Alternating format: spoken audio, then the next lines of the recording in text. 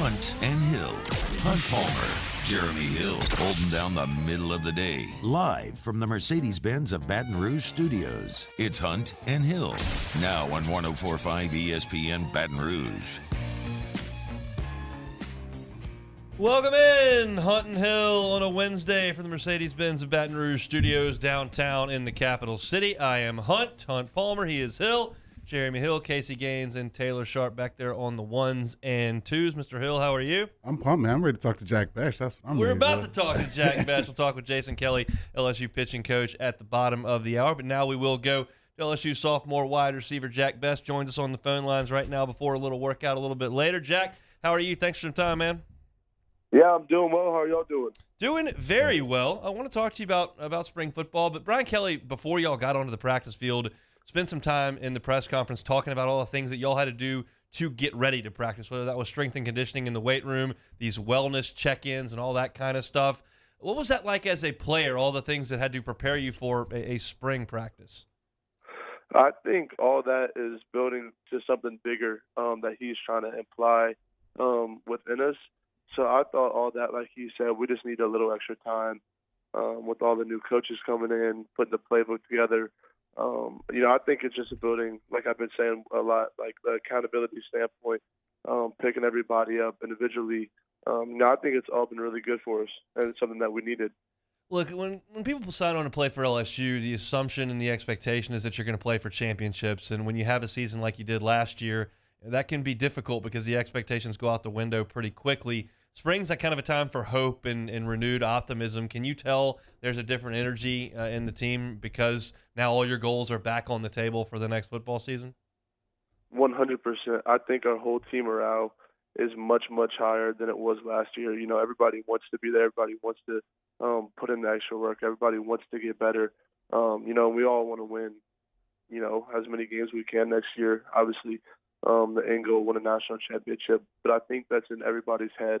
And I think that everybody is really starting to, go into that mindset. And, I've been able to see that, and I'm really happy with where we're headed, and I can't wait to see where we end up.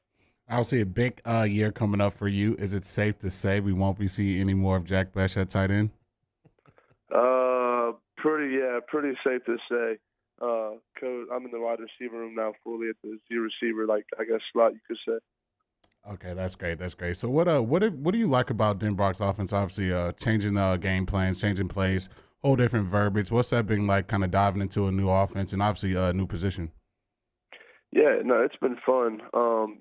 Obviously, moving back from the tight end room to the receiver room is obviously a blessing. I love being in the receiver room. But the new offense, it's really creative. But the main thing about the offense is they want to get the ball in their athletes' hands and their playmakers' hands in open space, and they basically just want us to do what we know how to do best. We all have that mentality to just, whenever the ball's in our hand, to go and eat. But learning the new offense, I think we've done a really good job. Just the first 1-2 practices, everybody knew we were doing signals. Everybody knew where to go, how to line up. And 99.9% of the time, everybody on the whole 11 of us knew what play we were running. And obviously there's things like technique and that to clean up. There always will be. But I think we're in a pretty good place past the first 3 days of practice. Obviously, you're just a player. You're not in the coaches' meeting rooms, but you're out there on the practice field, and this may be a better question for Jeremy to ask. But my question would be, how much of this spring is going to be like installation of new systems on the offensive and defensive side of the ball, and how much of it is just improving each individual skill-wise? I think it's a pretty good mix of each just because this is a whole new staff and a whole new offense we're learning. Obviously, we're going to have to learn a lot, and obviously we're going to have to fix a lot of technique. But I think it's going to be a pretty good 50-50 mix of learning, practice on Tuesday, get the film, watch it on Wednesday, Thursday, clean up with technique, but also install. How much is Brian Kelly involved in coaching during practice, and how much is he letting his assistants just work with their groups? Yeah, I think he does a really fine job of that, actually. He lets everybody coach, but whenever the drills are done, he'll come up and he'll point out some different things that he maybe will want, as a group to do better, or individually he'll come talk to you.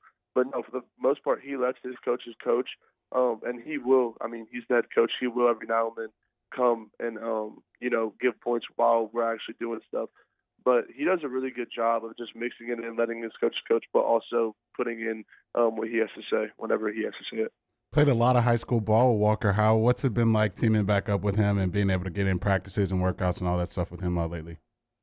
Yeah, it's truly a blessing. I mean, it's truly a dream come true, too. We've talked about playing at LSU since we were probably 7, 8 years old. As far as I can remember, you go back, you look in the picture books or back on the old camera rolls, and it's me and him in LSU shirts just tossing the football with each other. So, I mean, it's really surreal. It feels kind of unreal every now and then just seeing him tossing the ball out on that practice field and that purple and gold. But, no, it's truly a blessing, definitely a dream come true. And we're here now. We just got to do it. Let's stick with the quarterback side of things. Obviously, there's a ton of talent in that room, 4 really good players. You've got Miles, who's been there for a very, very long time. You spent some time with Garrett last year, and then you bring in the transfer from Arizona State. What's it like having that many guys getting as many reps as they are getting from the wide receiver room? Yeah, I'm going to be completely honest with you. We're learning so much and focusing so much on all our technique right now with Coach Hank that whenever we're doing 1-on-1, 7-on-7 team, we're kind of just doing our own thing and catching the ball. We don't even notice. There's so much rotation going on that we don't even really notice who's even throwing us the ball, which I don't think is a bad thing. Which I think is a pretty good thing. There's truly going to be a QB competition, a QB race, and I'm really excited to see who starts that first game in the fall. But no, it's been fun. It's definitely been fun. I think that they're all going to push each other to new heights, and that's going to be really good for them. A lot of people in Baton Rouge feel like Miles has been here a very long time and probably going to be the starting quarterback. What have you seen from him being able to get back out on the practice field? I know he missed a lot of time and kind of go out there and be the leader we know he can be. Yeah, no, he's definitely stepped into that leadership role. He has an awesome deep ball. I know a couple of my deep balls have been from him, and he puts them right where they're supposed to be, right in the money hole. But no, he's done a great job. He looks really, really good out there. He's been moving really well. Has a cannon for an arm. He has a laser beam. Always puts the ball where it needs to be. And obviously, being the older kid, he's able to, I guess, read the field. And he has that composure, and he can kind of sit back there comfortably and deliver strikes. So no, he looks really good. In your wide receiver room, how involved is Keyshawn? We know he's not able to practice, and we know how great a player he is, but it's a new system, new offense, different quarterbacks. Where is he in terms of y'all's room? Yeah, no, he's been doing everything that he can do despite the injury he has. Anything he can do, he's always helping us, coaching us up, telling us different things we can do better, hyping us up, different things like that. Keyshawn is one of the best wide receivers in the whole country. So we're ecstatic to have him back whenever he gets back, and just hoping this injury heals up 100%. And, we all can't wait to get him back on the field because he's going to open up a lot for all of us on offense. Obviously, he's going to be getting the ball a ton, but having him out there just opens up a lot because, not that many people can just single cover him. They're going to have to see 2-3 people on him, which is going to open everything else up. So we're really excited to have him back on the field whenever that happens. Chatting with Jack Bech here, Tiger wide receiver. How much differently do you feel personally, being that you've played a season now and kind of know what to expect in the fall? Yeah, no, we definitely, and I know about the other 3 or 4 of us that were freshmen this year. We all definitely feel a lot more comfortable with that 1 year under our belt, and we feel like it's our time to dominate. It's our time to come in. I'm really excited with this whole wide receiver core. I think we're really deep. I think anybody in that room can have a starting position, which is also going to push all of us because how deep we are. But no, I know that we all feel really comfortable, and we're all really excited for this next season.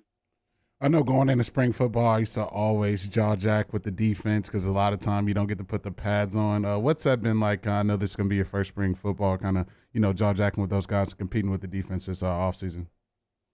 It's football. You always talking trash to the defensive backs and safeties. Even the linebackers and D linemen, you're always talking smack to. No, it's fun though. It just creates a little bit more competition, trying to get under their skin. They're trying to get under your skin, and I guess whoever falls first loses.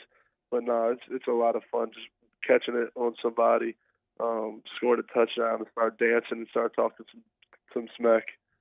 Chatting with Jack Bech. One more here for you, Jack. We appreciate some time. I know there are a lot of new defensive backs on that side of the ball. You would have worked against some really good ones last year in practice and in SEC play. Mekhi Gardner is one that stood out to me just in terms of his physicality on there. We know a couple guys have come in from Arkansas. What have you made of the defensive backs so far if you've seen them for a week now? Yeah, I think we brought in some really good quality people and some really, really good players. Mekhi is, he's like 6'2", 215 as a quarterback, and his arms are, they hang lower than his knees. So he's gonna be really, really good for us. I'm really excited to see him play. And definitely Greg, Joe, Jarek. We brought in some really, really good players, some really talented players, and also players that also have a couple years under their belt as well. So I think they're going to be really good for us for the program. I think they're going to be that next, crop of DBs at LSU. Jack, we appreciate some time. Get out there to the practice field. We'll see you soon. Sounds good. Thank you all so much. You have a good one. LSU's Jack Bech, now a sophomore wide receiver on the squad. A lot to get into there. I just want to take a time out, come back and react to a lot of the things that Jack had to say there. So good kickoff to the show. We'll have Jason Kelly here in 20 minutes from right now reacting to LSU's win over Florida over the weekend and last night's big performance, as well as a little preview of the Auburn Tigers, who LSU will welcome in tomorrow. So let's take one time out. We'll come back. A little bit more Hunt and Hill. Hunt Palmer and Jeremy Hill. It's Hunt and Hill. There's a ton of new March incentives going on at BayouFord.com. It's, of course, the homepage for Bayou Ford down there in Laplace, Louisiana.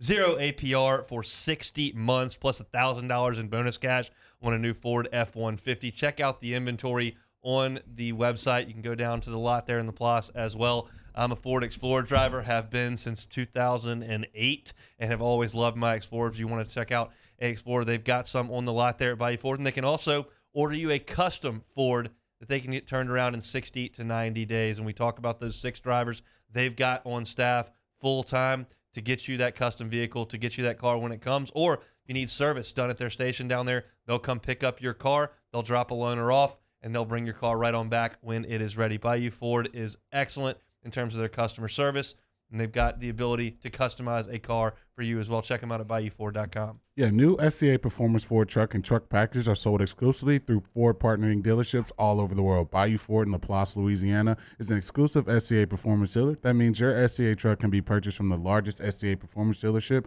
in Louisiana and one of the largest in the country. You no longer have to dish out thousands of dollars for upgrades you want after buying a new truck. At Bayou Ford, we do right by you. Don't believe us? Check out our reviews.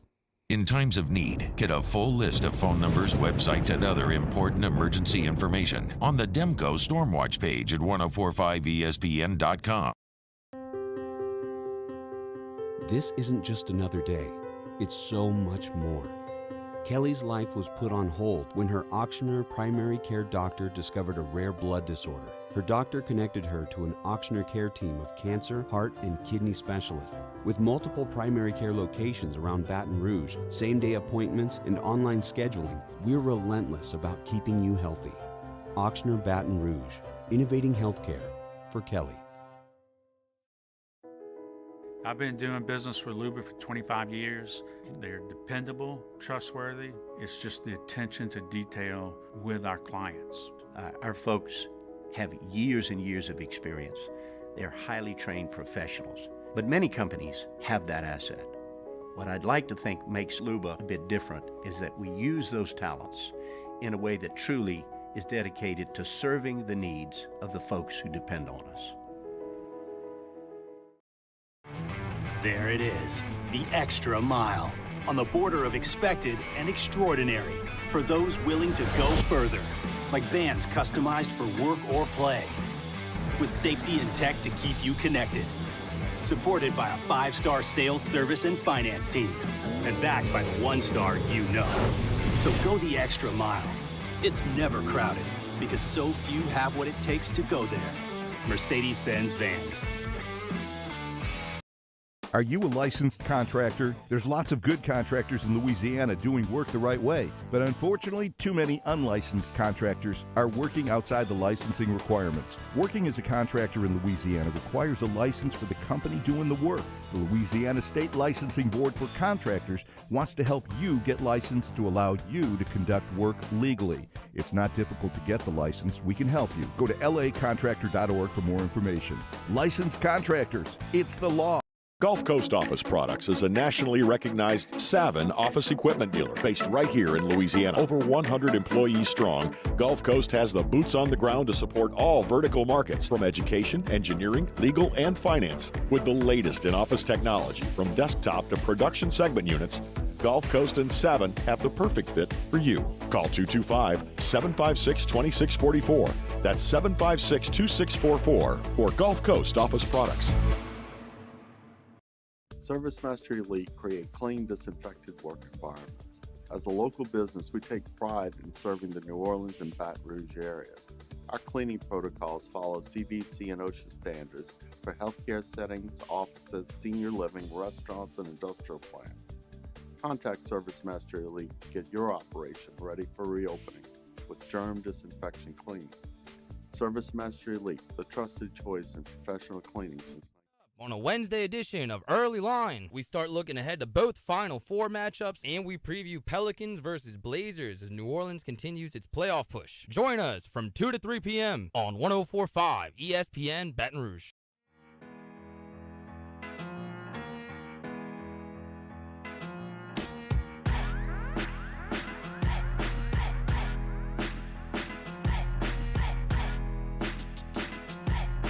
This is Hunt and Hill on 104.5 ESPN Baton Rouge. Really appreciate Jack Bech jumping on there. Had tutoring, and then there was a little workout that got moved up because we had weather. If you heard the promo that we've been running for 22 hours, we thought that he was going to come on in the second hour, but we were able to mix him in right at the top of the show. And Jack's always really good, really informative, and we appreciate him for jumping aboard. I'll toss it to you first. Anything that he said that made you, kind of perk your ears up there as a guy who's gone through a number of these spring workouts? Yeah, man. What he said about Miles, it looks like, my boy Taylor Sharp wasn't too impressed with the shape he came into spring football with, but it looks like he's spinning the football. So that's kind of who I thought, would be the starter this season with all the experience he's had, all the quarterback battles he's been into. But I think also Jaden Daniels has been impressive as well. So it's going to be a really, really tight quarterback race. I'm not exactly sure who's going to come out on top, but it was definitely refreshing to see that Miles has been spinning it, and he's been being that leader in the locker room that we all know he can be. You buying Jack saying they can't tell who the quarterback is? They're just running their routes. Look, that's player talk right there. I know I've been in those shoes before, so you got to do that. You can't pick too many sides because look, one of these guys is going to get the job, and you're going to be needing the ball from one of those guys too. So you don't want to rub too many feathers the wrong way. So yeah, you got to play it like that. I get it. It was the right answer, I tried to phrase it as politically correct and as neutrally as I could. Like, is it tough when different quarterbacks are getting different reps? And he just kind of said, no, we're just running our stuff. And so I believe that to be the case. Nobody's going to win this quarterback race over 3 weeks. It's not going to happen. They're just going to get their reps. Everybody's got to learn the offense. And quite honestly, if you look back over the last few years of LSU football, outside of the crazy 2019 year where Burrow just kind of made it on through, the quarterback gets hurt. I mean, it has happened. You've got to have a second guy ready to roll. Even though Burrow played through the 18 season, he was basically unable to play in the Alabama game. We didn't score a point. You've got to have multiple guys ready to roll, and especially in an era where guys can transfer out at the drop of a hat, you got to continue to get a bunch of guys reps. So I liked that. I like to hear that Keyshawn is as involved as he can possibly be. We know that's a difference maker on this team. He's worth a win, probably. I mean, he's that good on the outside, and they've got a ton of talent in that wide receiver room. Jack said they're ready to dominate, but one is the guy, and that's the guy who's got to be engaged, involved, and ready to roll when this thing cranks up in September. Oh yeah, he's so important to the team. I mean, you saw last season just the receiver production. He was the leading receiver to there was maybe a game left or 2 games left, touchdowns, yards, everything. That's just how much he separated himself from the pack. So you can count on that going in the next season. He's got to garner a lot of attention from some of these defensive coordinators in the SEC. A lot of these safeties and stuff, they got to pay a lot of attention to Keyshawn. And like Jack said, it's got to leave a lot of one-on-one opportunities for all these other receivers in that room who are, to me, highly talented. There's going to be some guys drafted from this receiver room. That's how much talent I believe is in that room. So you got a guy like Keyshawn leading the charge, and you got quarterbacks who can spin it.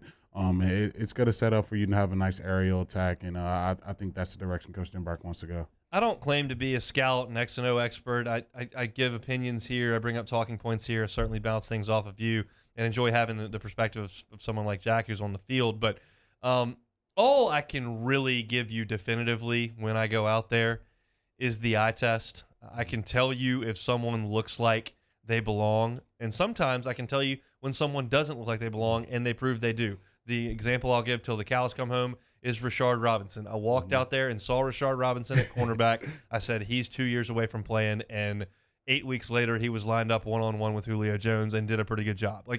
So sometimes that's just wrong. But I mentioned Mekhi Gardner to him specifically, and he brought up, he's like 6'2", 215.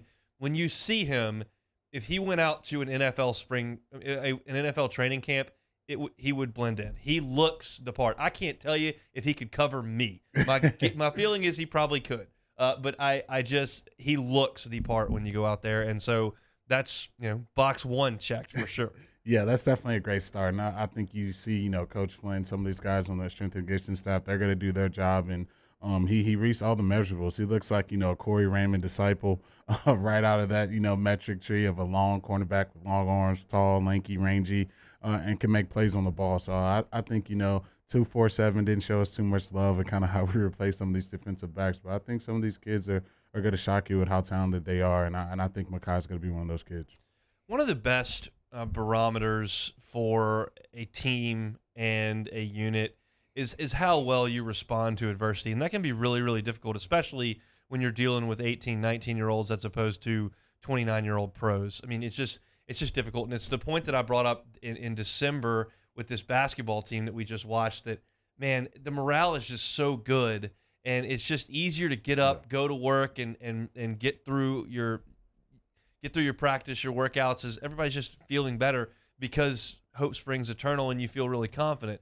You can get beaten down by losses, especially in football, and it just gets tougher to lock back in and get rolling. The second you hit the spring practice field, everything's washed away. None of those losses are hanging over your head anymore. You can use them as motivation if you want, but the nice thing is that everybody's upbeat and comfortable and confident because you don't have the albatross of 3 losses or firing your coach or any of that stuff over your neck. And he said, just 100%, we feel totally re-engaged as we go out there. Oh yeah. It's that time of the year, man.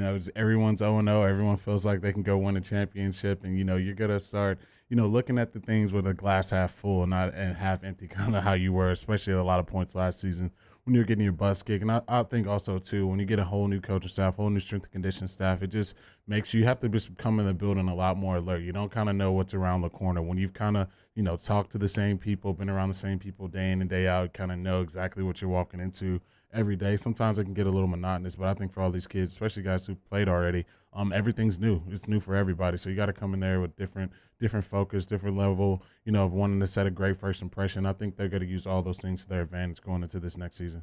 And it's time of the year for Sunshine's pumping. I'm well aware of that. I'll say this. I was listening to the morning show, and T-Bob and Hester have gone through so many spring practices. They've stood outside so many spring practices. They've been involved in this a million times more intimately and longer than I have, for sure.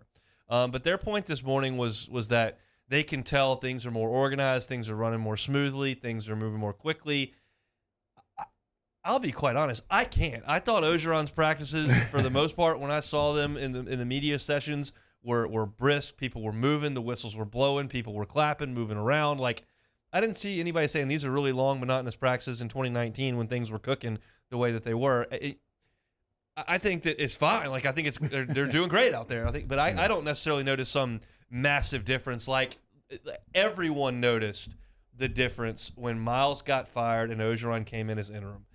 Ogeron took the pads off him the first 3 days of the week. They were out of there in 90 minutes. It was a massive change to a team that had kind of been beaten down and worn down. Now, what most people are saying is that Orgeron over time kind of resorted back to a little bit of that over physicality, over repetition. I don't know that. I wasn't there for any of that. But I can tell you that I saw a lot of his spring practices and fall camp practices that looked a lot like what I'm looking at.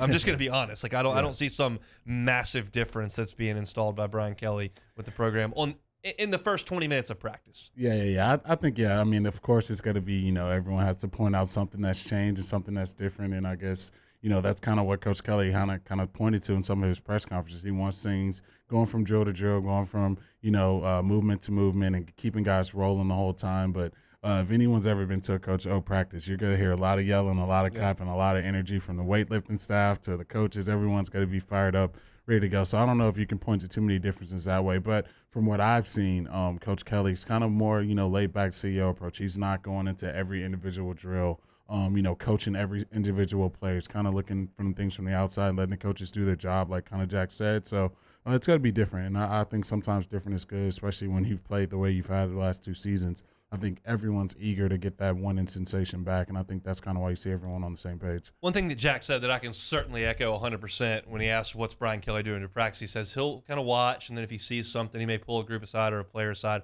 and talk. When you went out there, Ed Orgeron was with the defensive lineman, screaming, yelling, cussing, whistle. I mean, he was in there in the trenches, and that's great. That's fine. Whatever you want to do. Total 180 with Kelly here. He's walking around. Sometimes he's close to a drill. Sometimes he's talking to the guys who are the ball boys. Like he's just kind of observing the practice. And I think probably once they get into 11 on 11 when we're long gone, he's probably a little bit more hands-on. But he's very much during individual drills just kind of observing and making sure things are moving along, whereas that wasn't necessarily the way that Ed Orgeron did things. So that is a little bit different. One more thing I'd like to touch on right before we get to Jason Kelly here very shortly. This is something that we'll talk about a little bit later, but the eye test. LSU's defensive front is that first unit. Mm-hmm. When you look at Ojulari, just looks phenomenal. Ali Gay is a massive human being. Yeah. Mason Smith is a freak. No one should be 6'6" with that little bit of body fat and that strength. We know what Jaquelin Roy can be. That's a very visually intimidating group up front, which I noticed yesterday when I finally got my first kind of up-close look at them. Oh, yeah. I mean, to me, that's probably the strong suit of the defense right now that you can point to. And to me, I think the second four is just as talented. And probably, big picture, you could probably pick some more talented guys out of that second group. But to me, they're 8-9 deep across that defensive line. So many different, ways you can go. You can go 5 down, you can go 4 down, you can go 3 down. Very, very multiple. And I think that's what Coach House is going to use to do that. And I'm excited to see, Mason Smith take that next leap. I think last year having to be moved around the defensive line, playing in, playing tackle, playing 3-tech, playing 5, they're just moving all around. I think this year he'll get to play his full position. To me, that's a 3-tech, 5-tech, and be able to just rush on guards all day and kind of be that dominant force. I think the kid can be an All-American. That's how talented I think his ceiling is, his ability to rush the passer and play the run game. I'm excited to see him make that next leap. But I'm excited to watch this defense line. I think it's definitely the strong suit of the team. They can hit you in waves. LSU goes to Gainesville, Florida, and wins 2 of 3, winning the game Saturday 16-4 and 11-2 on Sunday. Last night, got the bats out again in a big way with a 15-4 win over Louisiana Monroe. Jason Kelly, LSU pitching coach, will join us in his usual Wednesday 12:30 segment coming up next. We will talk about all of that, as well as a preview of the Auburn Tigers coming up Thursday, Friday, Saturday of this week. Don't go anywhere. It's Hunt and Hill. Holding down the middle of the day. This is Hunt and Hill. Our listeners fire off their opinions on the jimsfirearms.net hotline at 499-1045. Keep listening for your next chance to shoot us your thoughts with the jimsfirearms.net hotline on 1045 ESPN Baton Rouge.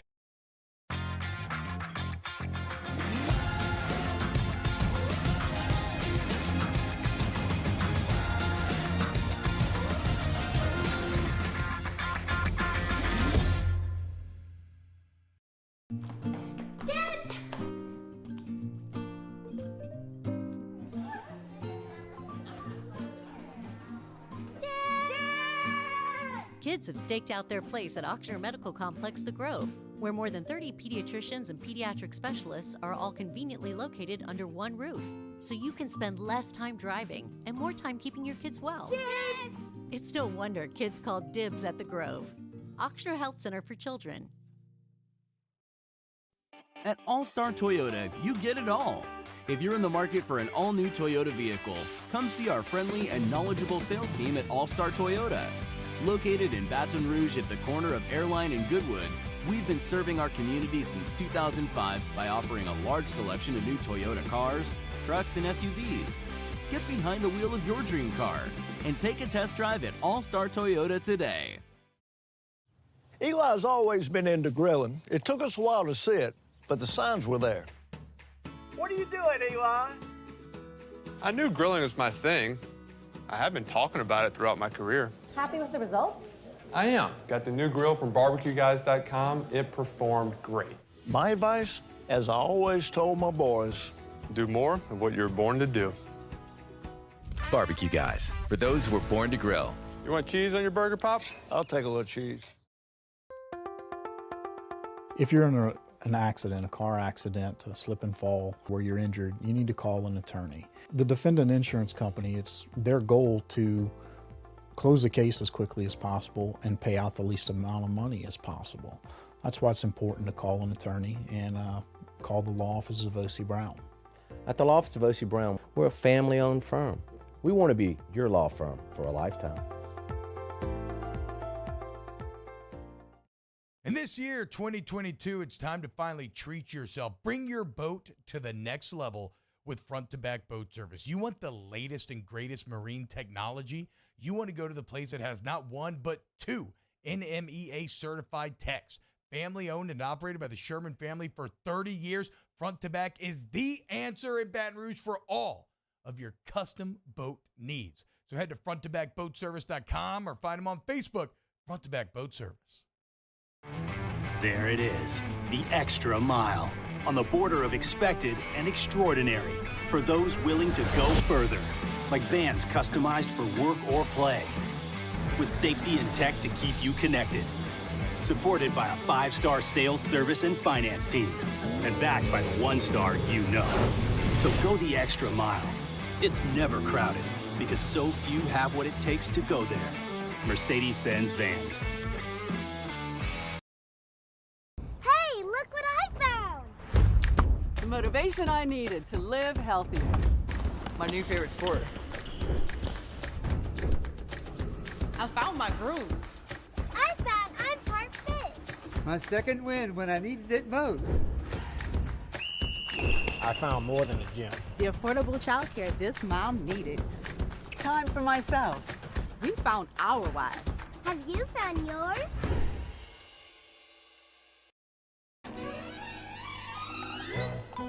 Le posso offrire un caffè? Le posso offrire un caffè? Andiamo insieme da me, non c'è. Call Mr. Electric today for electrical repairs, upgrades, and installations. Moscona inviting you to join us for Wednesday's Hump Day AFR presented by Pluckers. We'll get you an LSU football practice report, and we'll recap LSU ULM from the box. Join us Wednesday, 3 to 6, 104.5 ESPN Baton Rouge.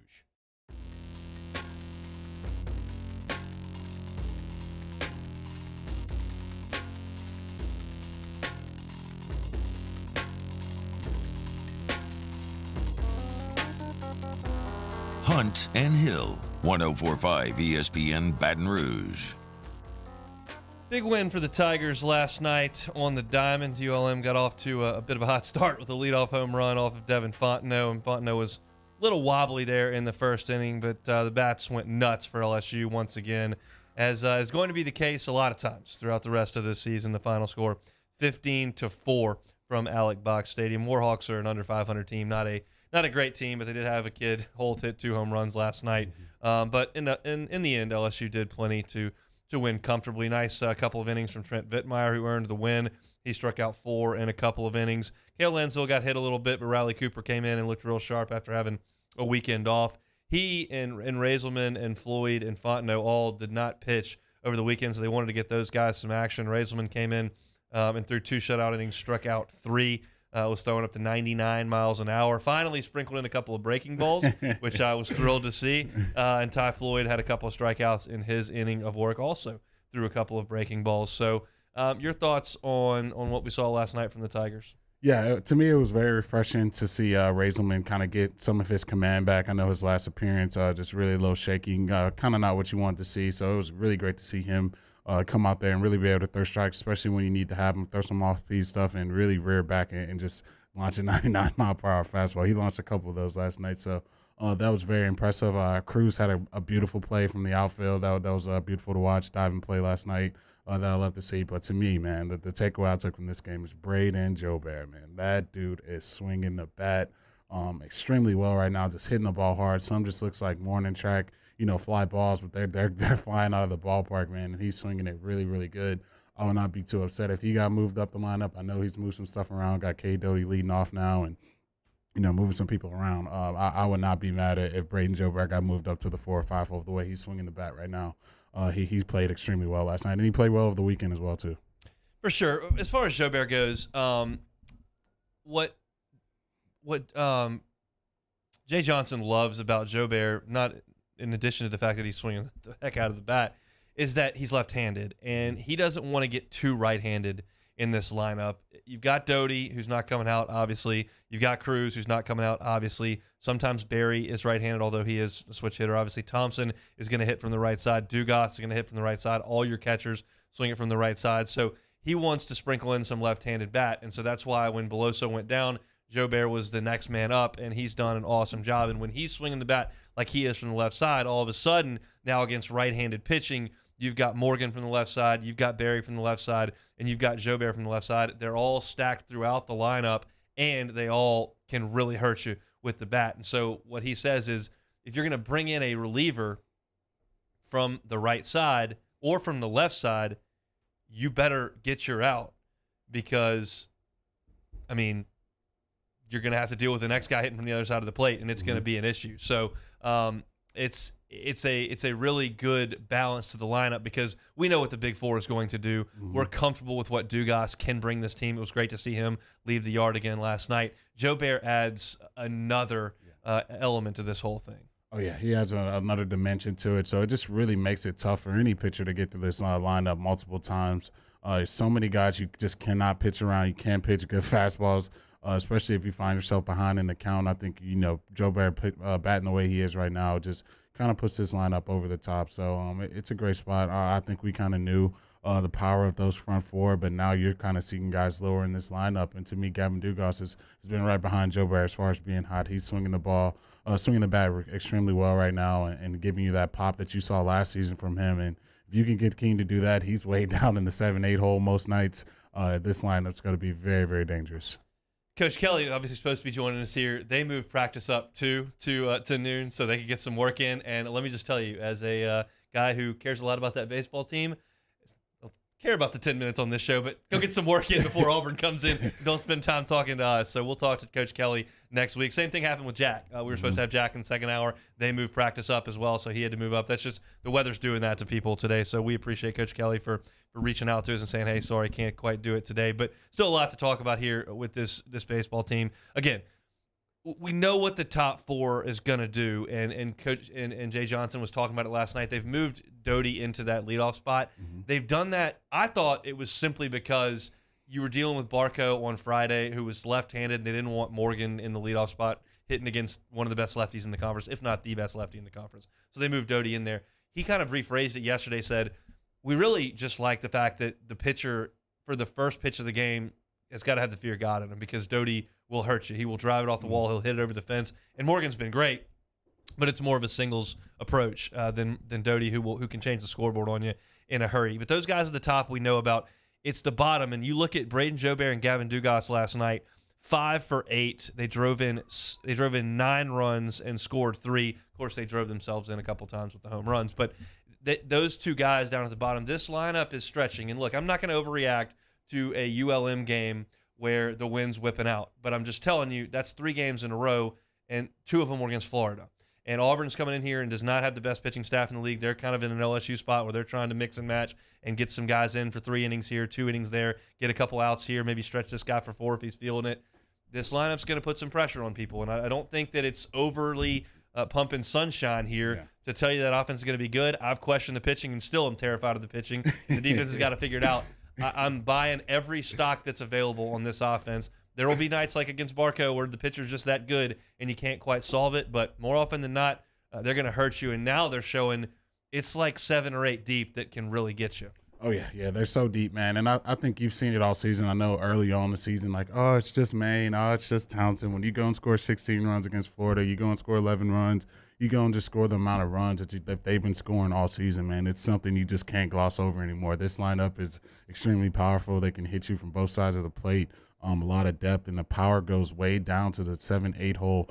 And Travinsky hit a home run. So it's like everyone has a little pop in this lineup. So it's really going to be extremely difficult for a lot of these pitchers. And what you're starting to see around, especially the SEC West, man, there's not as much pitching talent as you would think. So it's going to be extremely tough for some of these pitchers to get through this lineup. And so that sits well definitely for LSU going forward for this season. Let's talk about the line, the bullpen last night.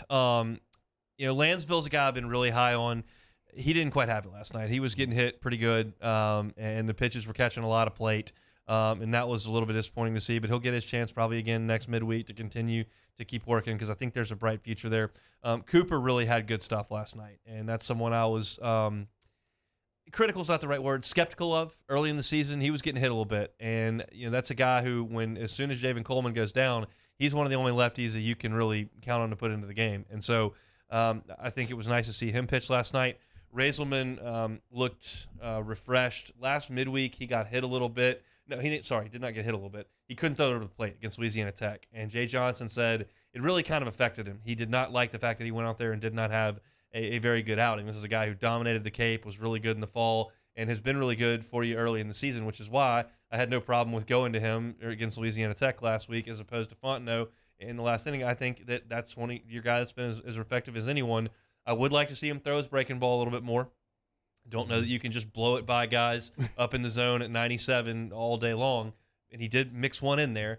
But he, at the very least, generated some confidence for last night. Oh, yeah. And you're just trying to see Coach Kelly's trying to get that. I wish we could have asked him that today, but we'll get to it next week. But you see them slowly and surely try to implement some off-piece pitch stuff because you just know. And I know if I was in the batting box, I'd be sitting fastball because that's really what you see most of the time. But if you can just mix it in there every blue moon, especially if you're ahead in the count, I think it bodes well. So many for these guys. And to me, the most consistent guy, really, to me, one of the guys who's been considered is Trent Ventmeyer, man. To me, he's come and had that veteran presence, been able to throw strike, get outs time and time again. When the slider's working for him, it's an extremely great out pitch for him to have. So when you start, kind of finding some of the guys that you can really depend on, especially in heavy pressure pack situations, I definitely trust him. He can go out there on the mound and find a way to get some outs.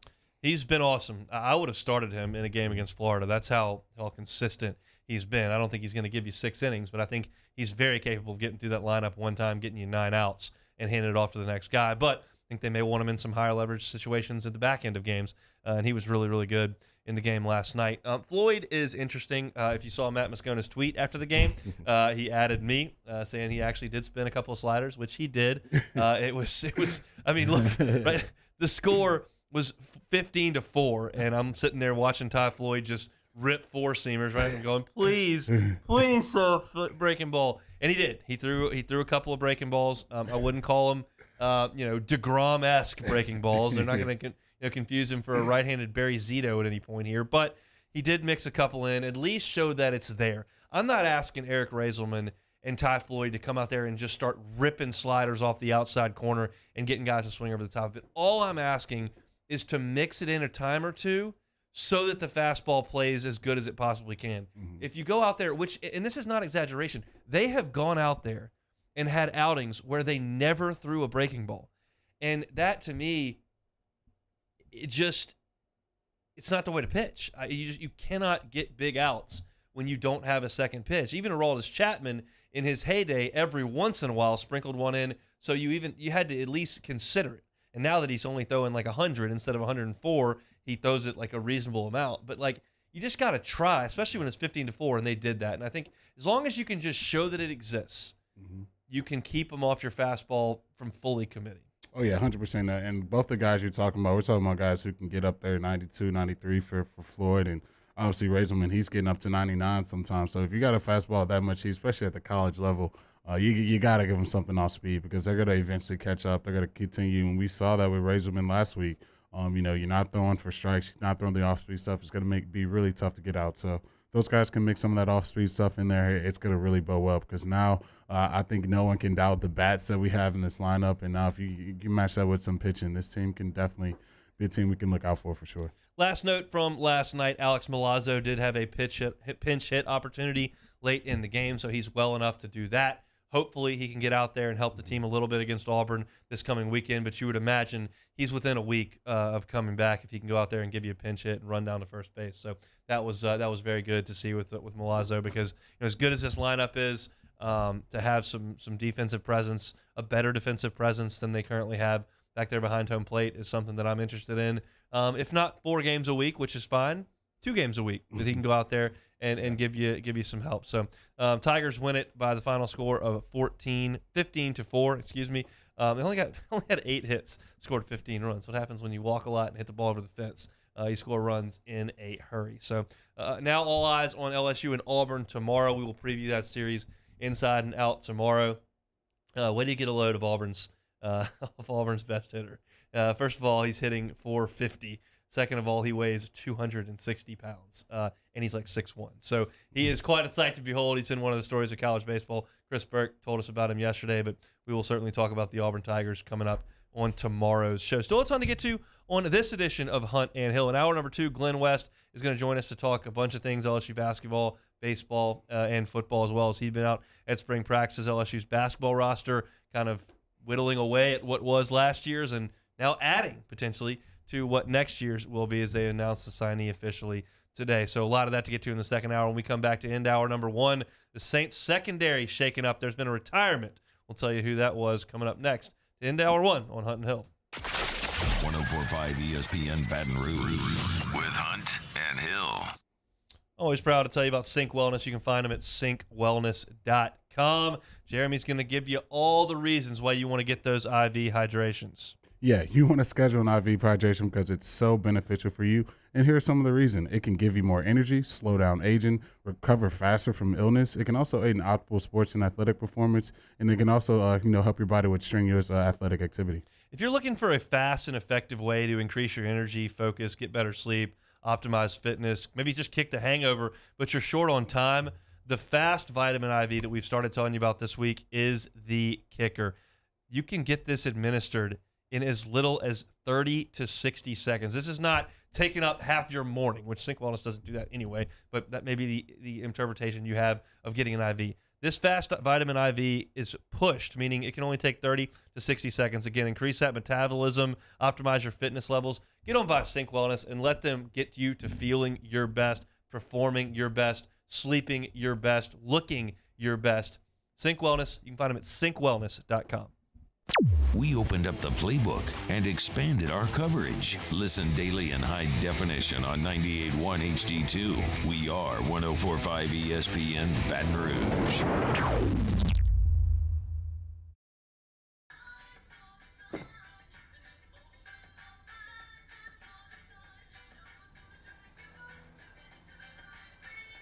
Miller Lite has more taste and only 1 more calorie than Michelob Ultra.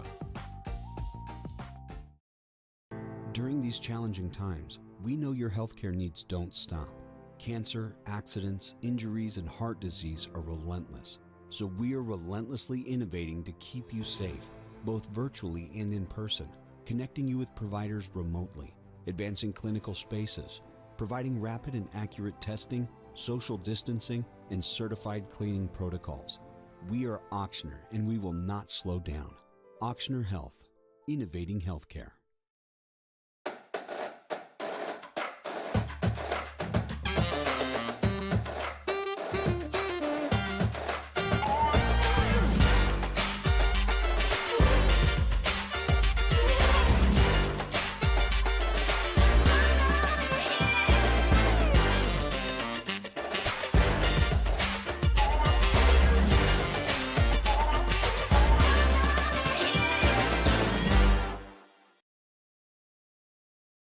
At All-Star Toyota, you get it all.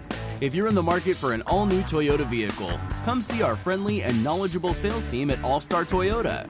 Located in Baton Rouge at the corner of Airline and Goodwood, we've been serving our community since 2005 by offering a large selection of new Toyota cars, trucks, and SUVs. Get behind the wheel of your dream car and take a test drive at All Star Toyota today. I've been doing business with Luba for 25 years.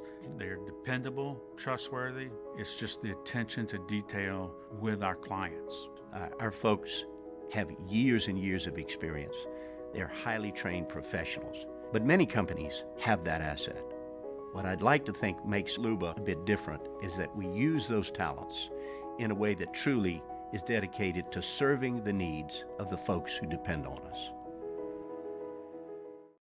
Are you a licensed contractor? There's lots of good contractors in Louisiana doing work the right way, but unfortunately, too many unlicensed contractors are working outside the licensing requirements. Working as a contractor in Louisiana requires a license for the company doing the work. The Louisiana State Licensing Board for Contractors wants to help you get licensed to allow you to conduct work legally. It's not difficult to get the license. We can help you. Go to lacontractor.org for more information. Licensed contractors, it's the law. Gulf Coast Bank and Trust is giving our customers the power to bank anywhere, anytime during this challenging event. And we're right there with you. Our mobile banking app is a smart way to manage your money. On Thursdays, Off the Bench, Chef Michael Johnson returns for another episode of Munchies. Preview a little LSU Auburn as well as the Final Four. And Coach Jay Johnson slides into the series. Off the Bench, 7 to 10 a.m., 104.5 ESPN.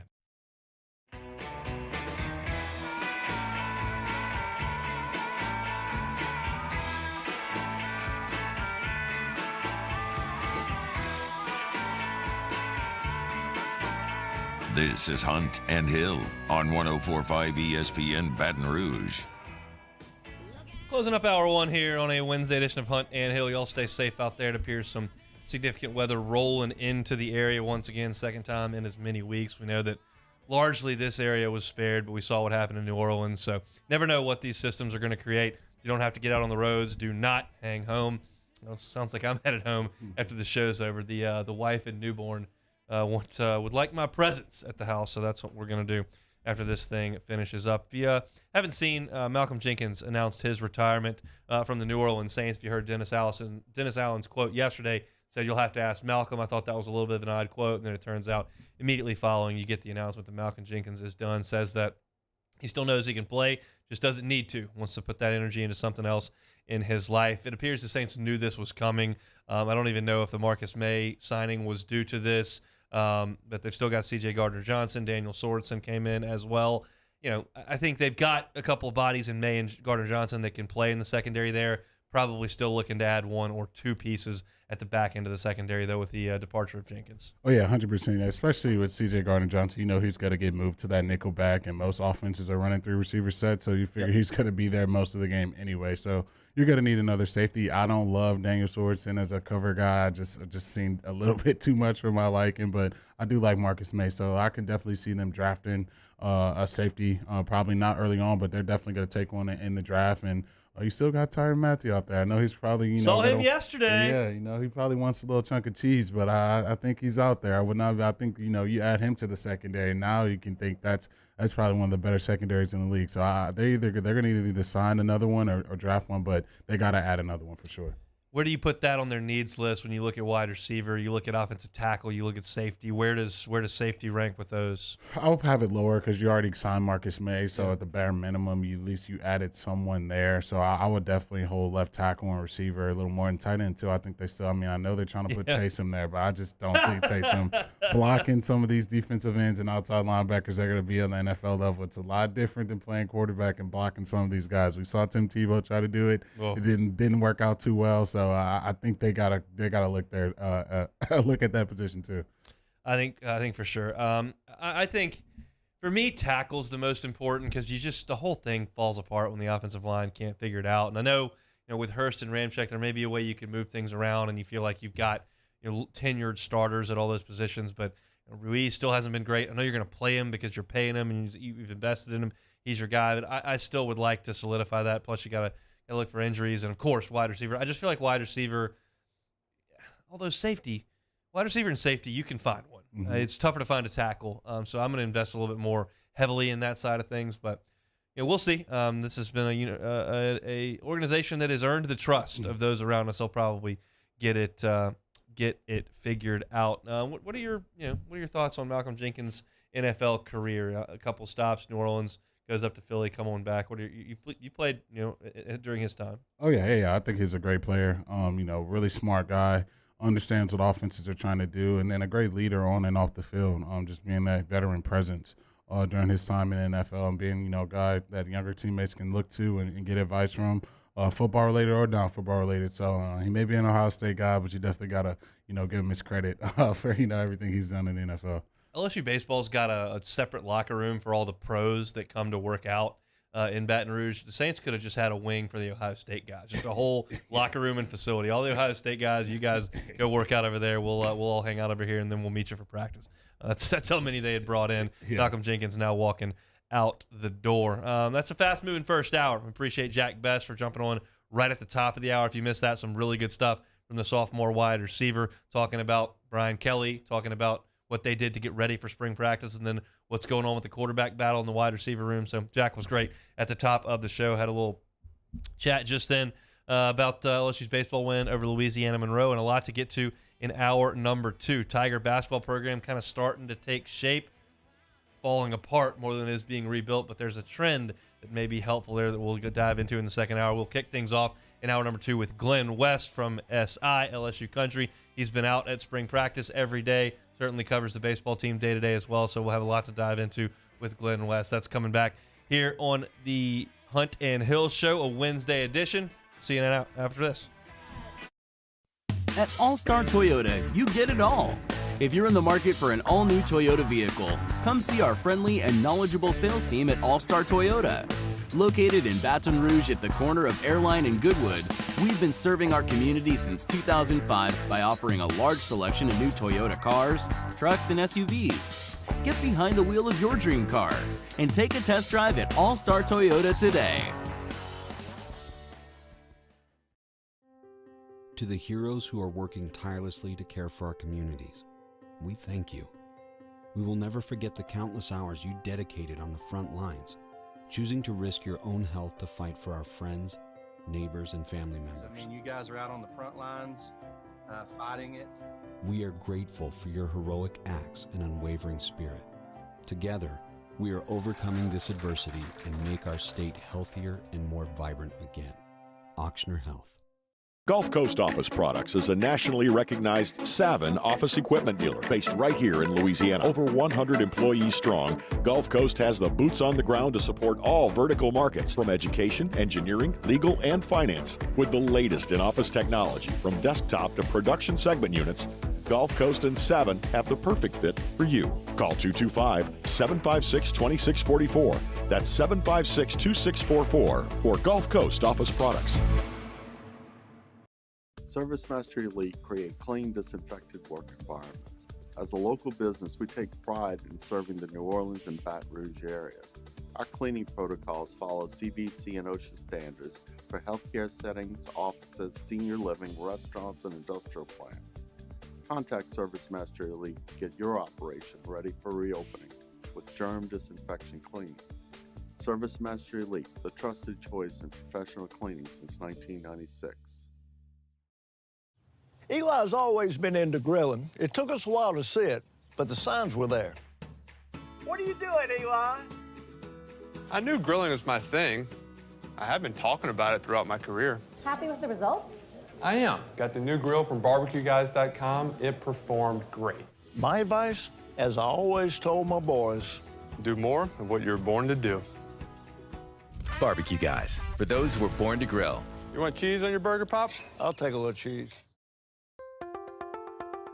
If you're in an accident, a car accident, a slip and fall where you're injured, you need to call an attorney. The defendant insurance company, it's their goal to close the case as quickly as possible and pay out the least amount of money as possible. That's why it's important to call an attorney and call the law office of O.C. Brown. At the law office of O.C. Brown, we're a family-owned firm.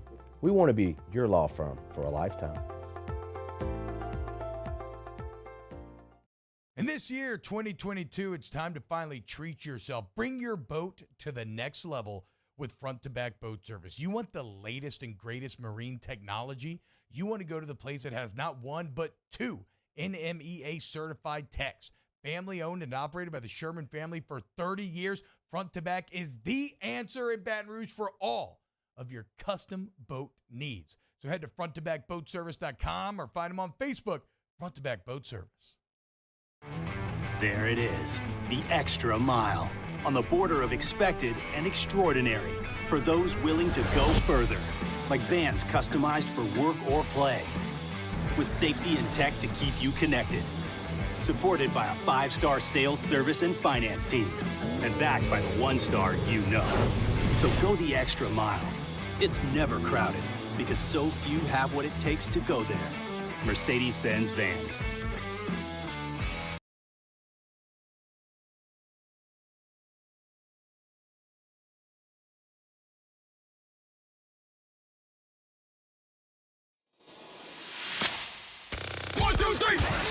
Hunt and Hill. Tom Palmer, Jeremy Hill, holding down the middle of the day. Live from the Mercedes-Benz of Baton Rouge studio, it's Hunt and Hill. Now on 104.5 ESPN Baton Rouge.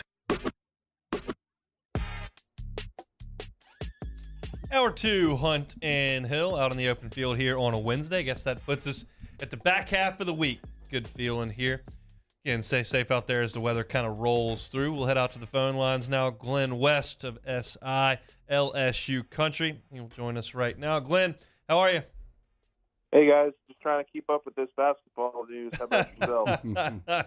That's why we bring you on. I think we've got a decent handle on it. We're going to talk about it here in the next segment, but I'll get your thoughts on the fact that, look, left in the on the roster from last year's team, Eric Gaines and Wani Wilkinson, Efton Reed, Alex Fudge. Any indication that anyone will stick around to play for Coach McMahon? You know, I mean, nothing would surprise me. I would probably lean towards the latter, the fact that they probably are going to, jump ship and kind of keep their options open and kind of look for their next college move. But again, you never know. I have kind of felt from the beginning that a guy like Eric Gaines would be perfect for what Matt McMahon is looking for in terms of a long, rangy kind of point guard with athleticism and some really untapped potential. I think he could certainly unlock a few things in Eric's game. So he might be one to maybe just keep an eye on just from a purely fun standpoint. But, I do think that the most likely scenario is that all these guys are going to be gone and you have to pretty much build from scratch. What do they add in Justice Hill? Yeah, he's a good guard. I mean, he's a good scorer. He obviously was one of the leaders in that conference in scoring last year. He can take you off the dribble, get to the rim. He's got a pretty good stroke, and I think the most important thing with Coach McMahon and bringing him in is just bringing in some familiar faces. Some guys that already know his culture, know his style, are familiar with him, and I think that was obviously a big preaching point for him in terms of getting somebody in here who kind of knows his system and will be able to execute it really well. With this basketball program going into next season, what do you think is a realistic level of recruiting that Coach McMahon can do? Because right now it seems like probably unranked and 3-star guys. You think probably that's the level that he's got to be able to bring into Baton Rouge? Yeah, I mean, you're going to have to obviously hit the transfer portal hard. He hired an assistant coach last week from Memphis, Toppert, who was a really good recruiter, has a lot of great background in recruiting, is very highly thought of in the recruiting world. So that's a good start. But I think that one of the reasons you brought in Matt McMahon early, to give him this opportunity was his first couple of years are, kind of the understanding is it's going to be a little bit difficult for recruiting, and so you're going to have to find a couple of those diamond in the rough kind of prospects, which is what he's been pretty good at throughout his career at Murray State. So you're probably not going to be able to lure in the 4- and 5-star recruits, but if you're able to find a couple of gems in the transfer portal and kind of keep this program afloat for the next 1 or 2 years, I think that sets up and you kind of be able to establish a little bit of an identity, a little bit of a foundation as a program. I think those are probably the biggest goals in the first year or two of his tenure here. Glenn West from LSU Country is our guest. Let's shift gears over to baseball. Glenn, as you watched over in Gainesville over the weekend, what stood out to you? Man, the offense really seemed to flip a switch, and obviously that's been something that we've been waiting for. But, I mean, to score 27 runs over those final two games, and then also to carry it over into this game last night, just kind of shows you some consistency that I think they're starting to find. They're taking advantage of the free mistakes that opposing pitching staffs are giving them now. And you know, you just see, like, you can just feel the confidence, I think, with this team starting to grow with every at-bat. And that was something that Coach Johnson told us last night after the game, that they've been really consistent and diligent in their approaches. And I think you're just starting to see the tip of the iceberg with what this offense can accomplish. So that was probably the big takeaway for me, but also obviously the pitching, particularly on that Sunday. I think you really found something with that Dutton Grant Taylor combo on Sunday. I think you'll be able to ride that for the foreseeable future, and those guys are obviously going to be huge parts of your program moving forward. So I would say those two things were the big ones that stood out for me. You done any digging, because Jay Johnson mentioned this twice, on what happened after the game on Friday, whether it was a team meeting or a motivational speech or a tongue lashing from the coaching staff, or like what does he think that went on that kind of kicked him into gear on Saturday? Yeah, so there were a couple meetings. There's some stuff that Johnson wants to keep internal with the team, and that's totally understandable. But yes, there was a meeting between the coaching and the players, and then there was also a players-only meeting that we learned about last night. And a bunch of the kind of leaders on the team, Alex Milazzo, Blake Money, Gavin Dugas was in there. And then one of the other players that we heard about that kind of spoke a few words was Dylan Cruz. And that's kind of somebody, if you followed the last couple of years, you know, Cruz is a guy, kind of a man of few words. And so when he speaks up, I think the team kind of listens to him when he speaks up and voices his opinion. And that was kind of something that Braden Jobert told us about last night, that they were really proud of Dylan to kind of, you know, put his feelings out there and kind of get this team back on the right track. So that there was definitely a couple meetings that I think that the players really took to heart, and kind of why you've seen this shift in momentum the last couple of games. I know you mentioned Coach Kelly and Coach Johnson found something in Dutton and obviously Taylor pitching properly on Sunday. So do you think that means Ty Floyd's going to be outside of the weekend starter rotation and probably going to be coming out of the bullpen for the rest of the season? I'm sorry, who was that that's going to be coming out of the bullpen? Floyd. Yeah, no, I look, they kind of played with this last night. They sent Floyd out for the ninth inning, threw a bunch of fastballs, and pretty much got the ninth inning out in like 8 or 9 pitches. So, yeah, I mean, I would definitely expect for the foreseeable future for Floyd to kind of come out of the bullpen. Could certainly see him kind of in a closer role, maybe a middle relief kind of role. But I think the thing with him is he's got to figure out what some off-speed pitches, and until he can do that, you can't really rely on him to go more than 2 or 3 innings, because teams are just going to catch up to that fastball eventually. So I do think the bullpen role is perfect for him right now. Let's shift gears now, finally over to football. Let's go to the quarterback position. That's what everyone's wanted to talk about first. Have you noticed anything in watching those guys for a couple of weeks? Yeah, I mean, Brennan looks bigger. I mean, he's obviously done a really good job the last year of putting on that weight, and he looks like he's ready to kind of step into that role. I mean, obviously he spent the last couple of years injured, and that's been a big part of his story so far. But you know, just from conversations we've had with him and just the way he's kind of carrying himself, it really looks like he's setting himself up here to give himself a good shot at winning this job. Obviously, you bring in a guy like Jaden Daniels, and you have to obviously keep your eye on him. He's very twitchy. He's very fast.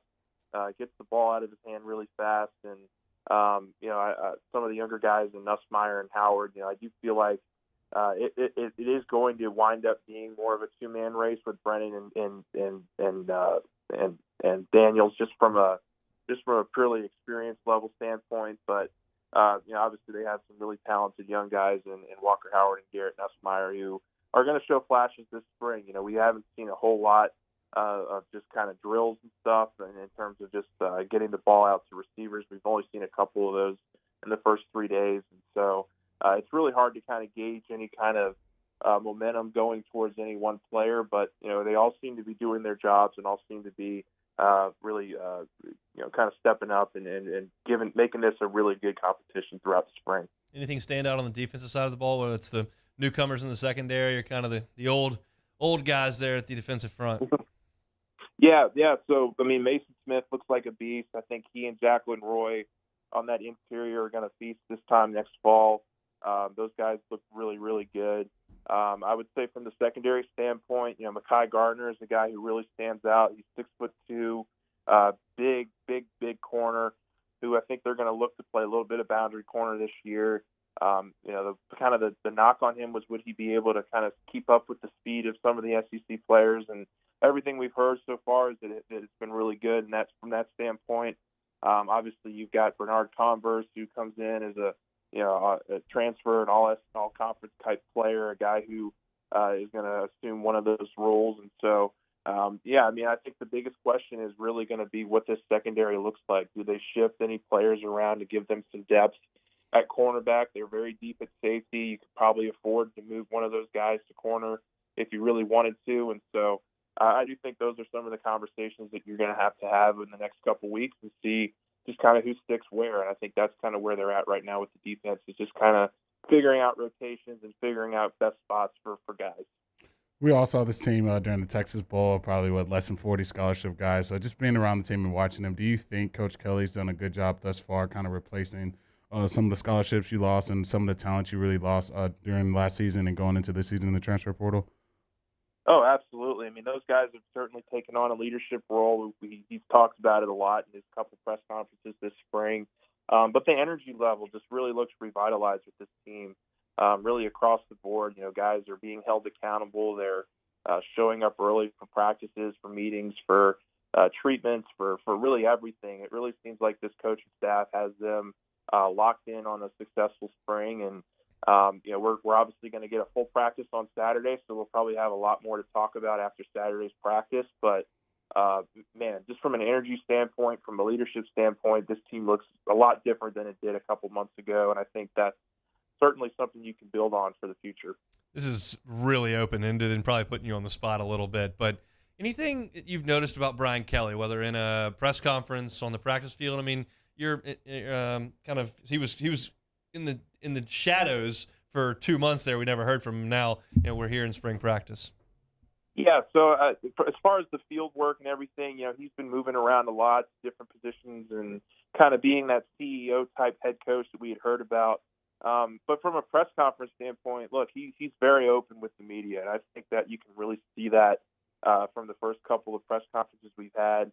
He wants to outline his plan. He wants to make sure his thoughts are getting out there, and there's no confusion. And I think that's something that we haven't really seen in Baton Rouge for a long time. And so it has been a bit of a breath of fresh air in terms of just getting a coach who speaks his mind, is unafraid to speak his mind, and kind of put his thoughts out there for the public. So if you haven't had a good chance to go back and look at some of these press conferences, he gives some really great detailed answers. And I'd say that's probably the biggest thing that I've learned about him so far, is that he's unapologetically gonna put his voice out there. And, if guys aren't doing something right, he's going to tell them about it. And I think that's been really, really cool to see, these first couple of days in practice.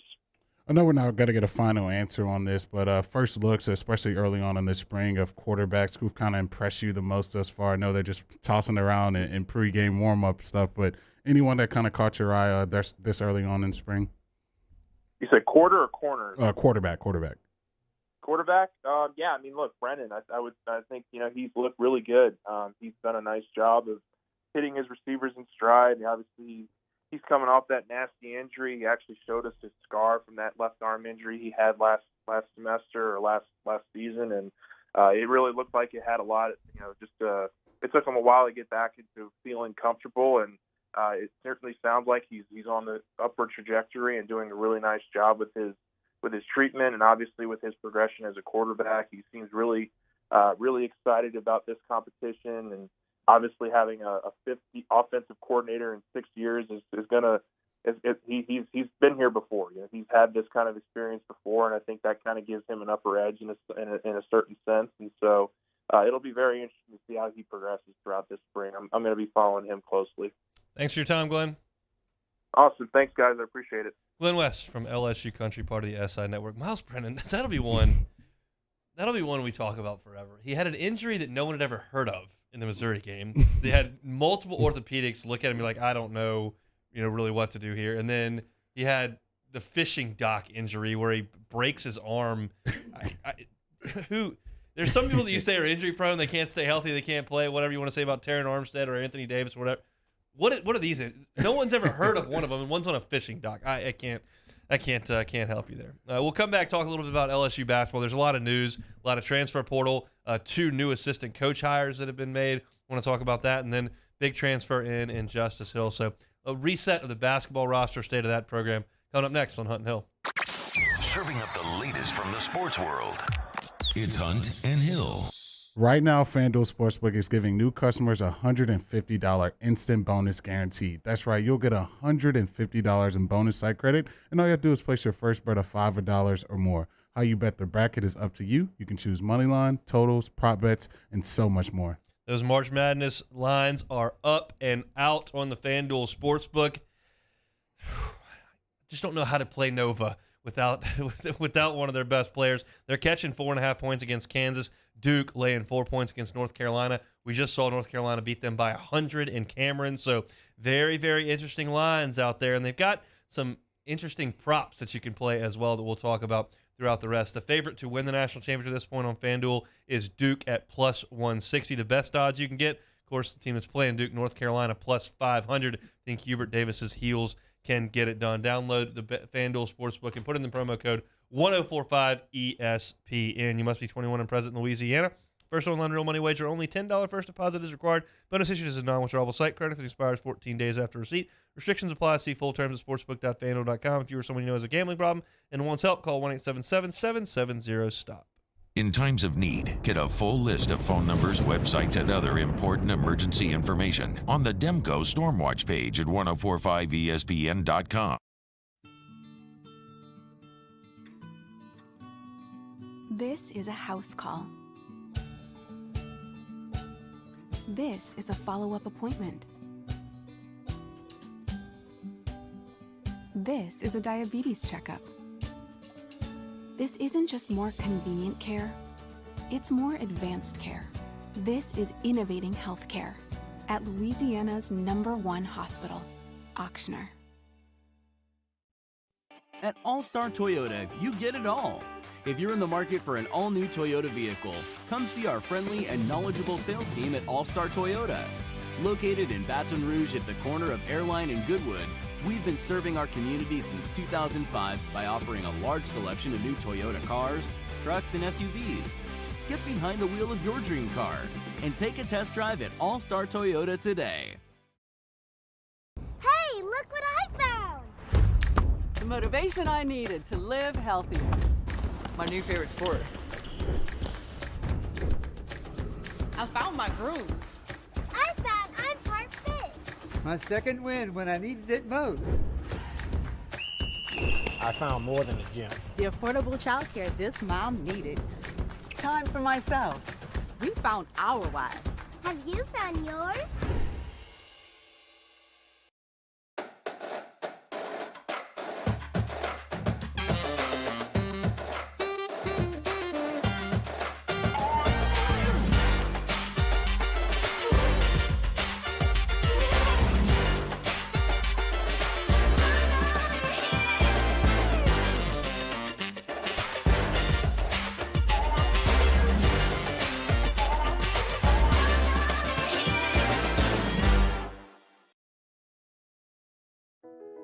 I've been doing business with Luba for 25 years.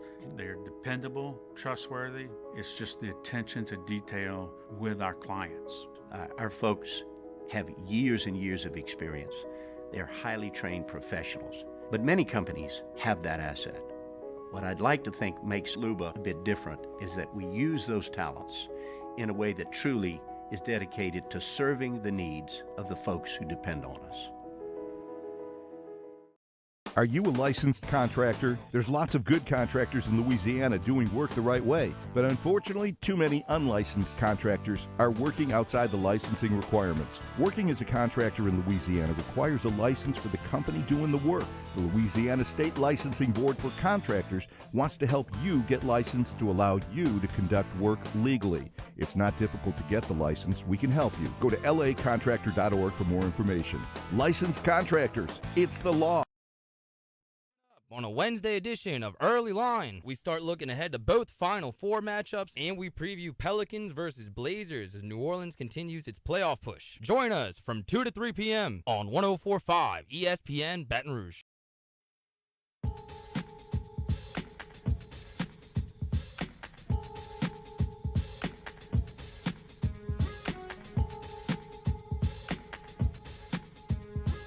Hunt and Hill, 104.5 ESPN Baton Rouge. Out in the open field here on a Wednesday edition of Hunt and Hill. I've been pretty open about the fact that my prospects for LSU's basketball season next year have been remarkably bleak. I've been on the record saying I don't think 0-18 is out of the question. I would take the under on 3.5 conference wins. I just couldn't have imagined when this news came down that anyone on the current roster would stay when you feel like you're going to have a postseason ban come down and you can transfer without penalty. That seems to have been mainly right, as Jarrell Colbert and Bradley Ezewiro have entered the transfer portal. So has Justice Williams. Tari Eason has declared for the NBA draft. You've seen Adam Miller go into the transfer portal as well. Brandon Murray is in the transfer portal. Most of the roster has exited stage left or is in the process of doing so. You look at what's left: Eric Gaines, Imwani Wilkinson, Efton Reed, Alex Fudge. As we just talked with Glenn West, there's a real chance that everybody leaves. None of these kids are from Louisiana. The coach they signed to play for is not here anymore. Again, you can transfer without penalty. It just feels very, very bleak. So we'll start with there on the transfers out and how you feel about the way that may go before we get to the fact that they've hired a new assistant today. That looks very encouraging, as well as added a transfer. But we'll get to the ads here in a second. Your thoughts on what's left of the roster, which is Gaines, Imwani, Efton Reed, Alex Fudge. Yeah, I think all those guys are going to be gone when it's all said and done. I don't know why they're sticking around so long. I mean, it's going to be shock.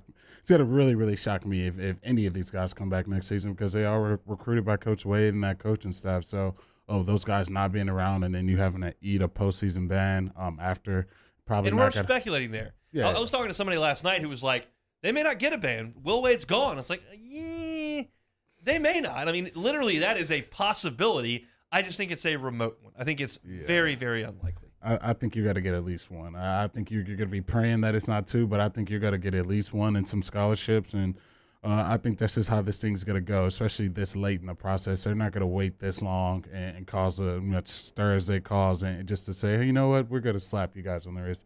It's all good, fine and dandy. And I don't think they fire Coach Wade in the way they did if they didn't know what was on the horizon. So with that being said, I think you're going to see most of these guys, if not all. I wouldn't be shocked if all of them are just going from the portal. I mean, the bright side of, you still got my boy Parker Edwards. He can shoot the lights out of it. That's probably who you're going to have to be dependent on to make some threes next year. But, that's just where you are as LSU basketball. And look, I want to stop anyone who out there is going to try to use the argument's not right, reasoning would be probably the right word, that, well, Gaines will probably stay because, all the success that Coach McMahon had with Ja Morant.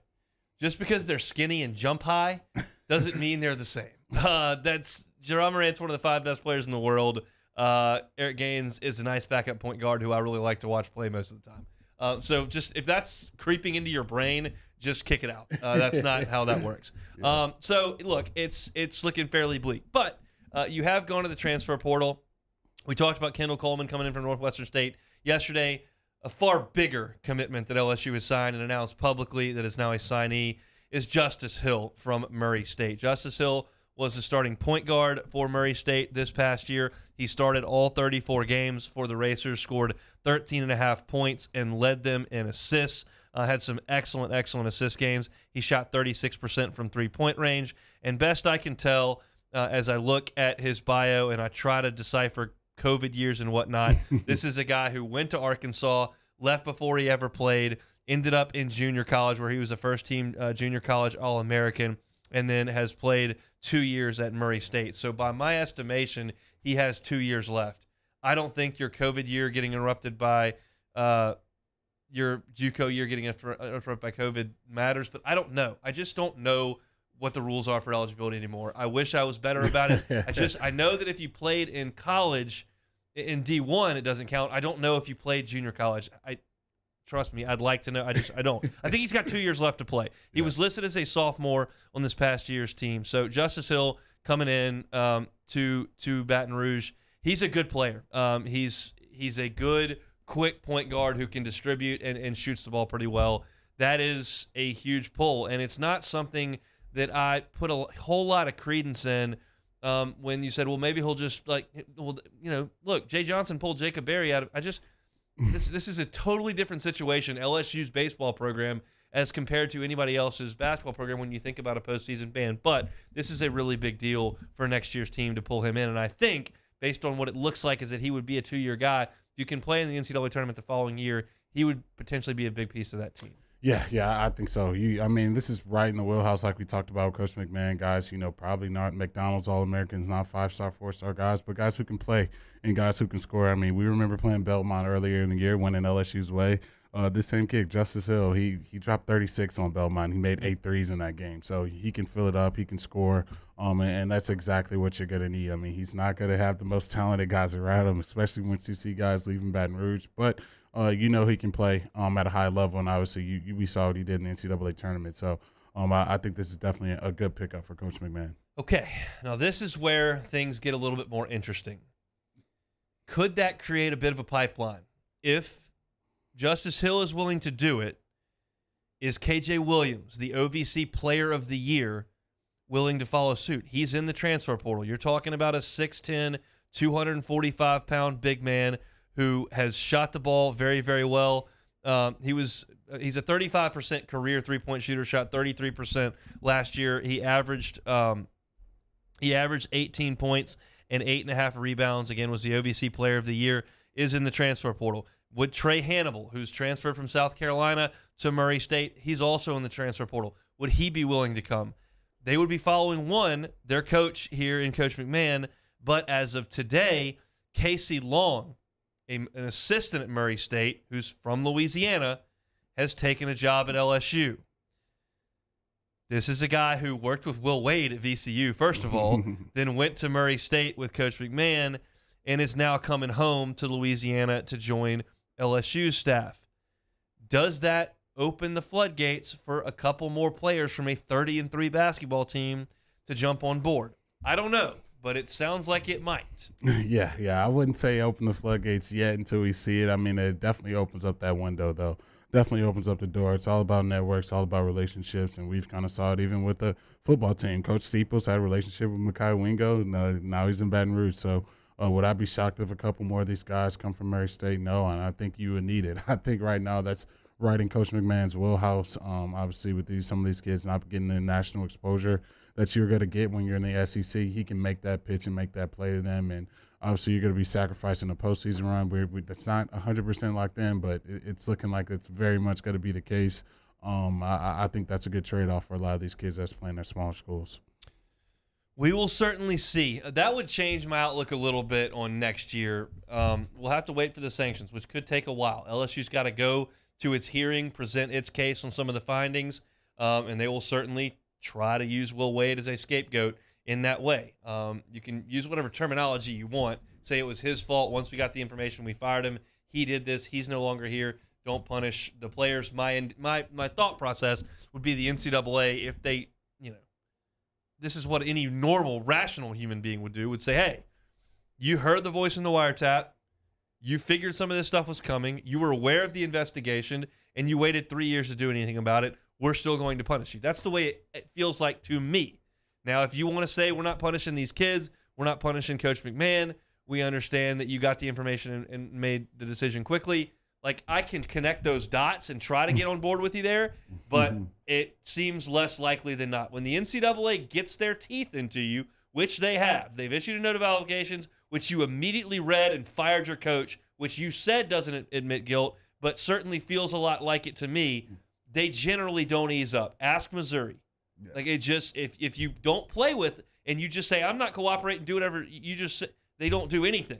You get lifetime contracts thrown out all over the country like candy.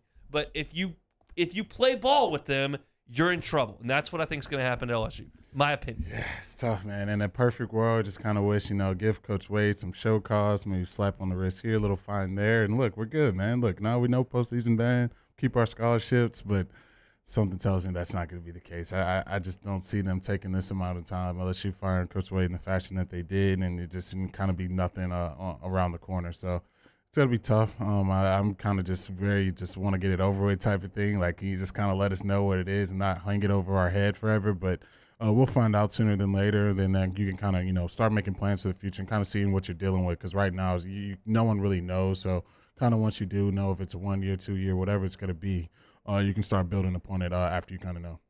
Justice Hill, the point guard for Murray State, is in the boat. Also got Kendall Coleman, the 6'8", 4-man from Northwestern State. The guys still on the roster from last year, Eric Gaines and Wani Wilkinson, Efton Reed, and Alex Fudge, as the transfer portal has been filled up with Brandon Murray and Xavier Pinson and Jarrell Colbert and Bradley Azuero and Justice Williams. Casey Long also hired from Murray State as an assistant coach. He's from Louisiana, has some roots here, and potentially with he and Coach McMahon here in Baton Rouge could open up the pipeline to have some more guys follow Juice Hill and come on down from Murray, Kentucky, and play in the SEC. We'll see. Should certainly be interesting. 30 minutes to go with us here on a Wednesday edition of Hunt and Hill. Hunt Palmer, Jeremy Hill, Hunt and Hill. Our listeners fire up their opinions on the jimsfirearms.net hotline at 499-1045. Keep listening for your next chance to shoot us your thoughts with the jimsfirearms.net hotline on 1045 ESPN Baton Rouge.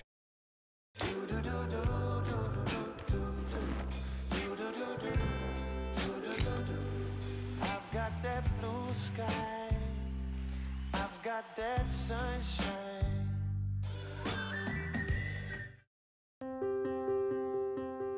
This isn't just another day, it's so much more.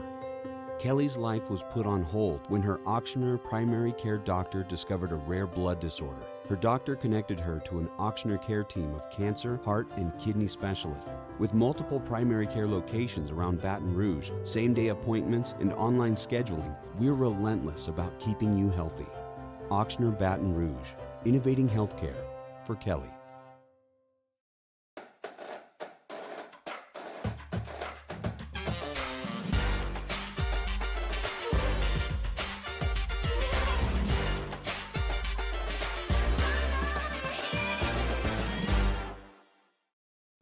At All-Star Toyota, you get it all.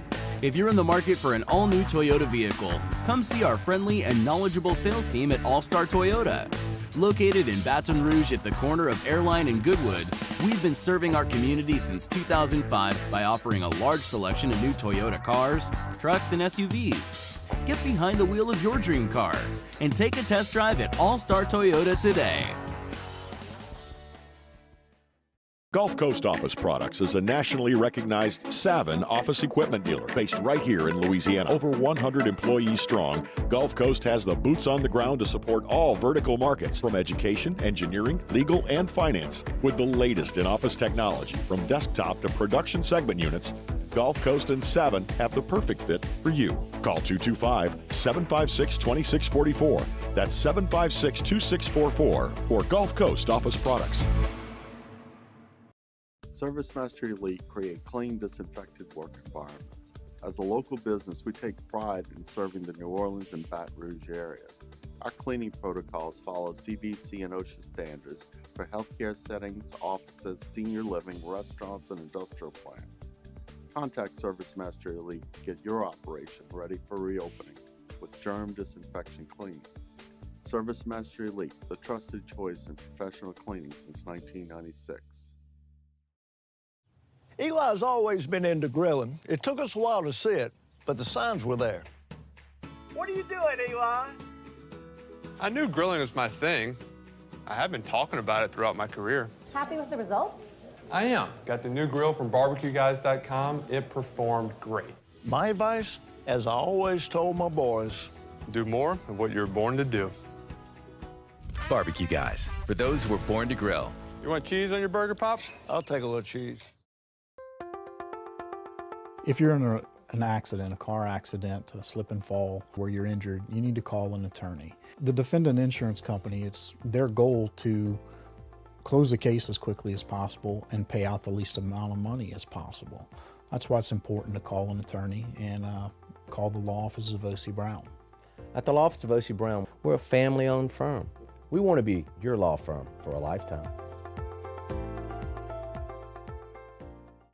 And this year, 2022, it's time to finally treat yourself. Bring your boat to the next level with front-to-back boat service. You want the latest and greatest marine technology? You want to go to the place that has not one, but two NMEA certified techs. Family owned and operated by the Sherman family for 30 years. Front to Back is the answer in Baton Rouge for all of your custom boat needs. So head to fronttobackboatservice.com or find them on Facebook. Moscona inviting you to join us for Wednesday's Hump Day AFR presented by Pluckers. We'll get you an LSU football practice report, and we'll recap LSU ULM from the box. Join us Wednesday, 3 to 6, 104.5 ESPN Baton Rouge.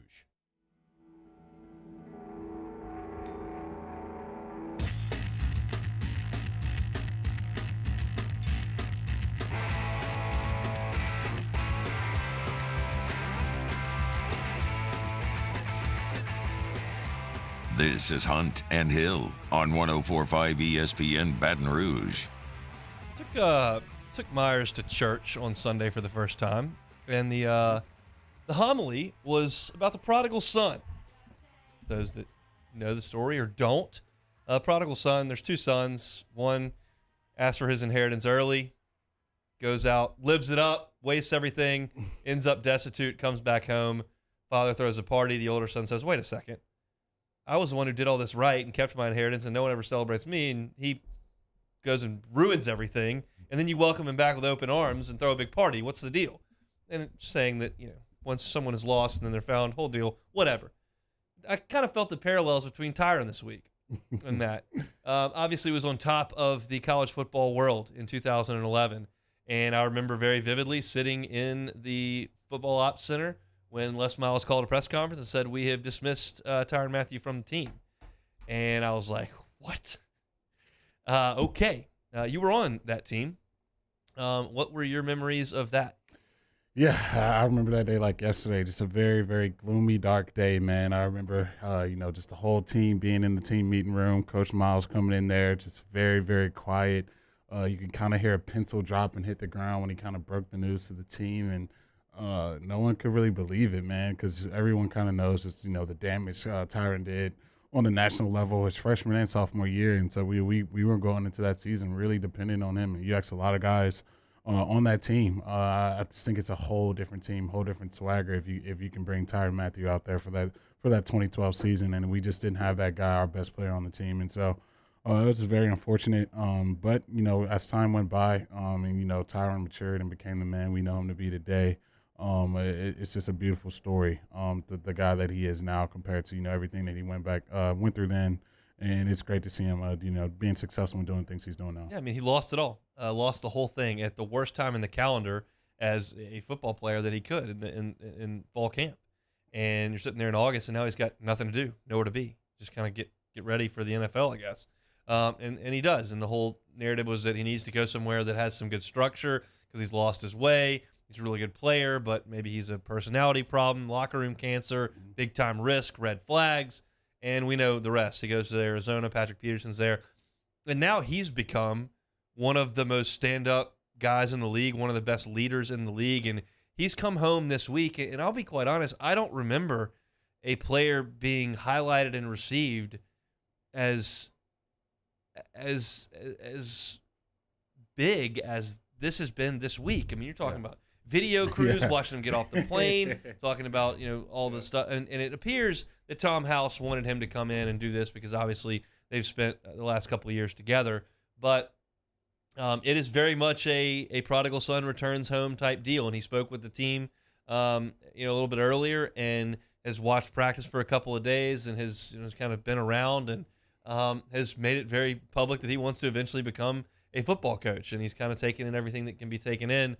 before he gets back to work here for another season in the NFL, wherever that may be. But do you recall, you know all the former players here over the last 10, 12 years, anybody kind of being publicized this much coming home? I mean, I feel like if Burrow did that, it may be maybe a little bit the same, but Tyronn's gotten a king's welcome. Yeah. I mean, he's right up there, man. You talk about LSU greats. To me, he's the greatest defensive player to ever play at LSU. To me, I know you can make that case for Glenn Dorsey. Some people say Patrick Peterson, but to me, the hysteria that Tyronn caused, just Honey Badger takes what he wants. I mean, that was a national phenomenon. Dude was a Heisman finalist as a defensive player, so just let you know just kind of year he was having. I don't think you're going to see that for a very long time here. So, yeah, I think, you got to be a guy like Tyronn to garner the attention and the love that he's getting right now, and I think he's deserving of all of it. So, yeah, I'm glad to see him doing so well, and I'm glad to see him getting the love that he deserves. I'm a little bit nerdy in the words game, and I get a little bit it's a pet peeve of mine when people use degrees of unique. They say that was very unique or a little unique or more unique, or that none of that applies. It's either unique or it's not.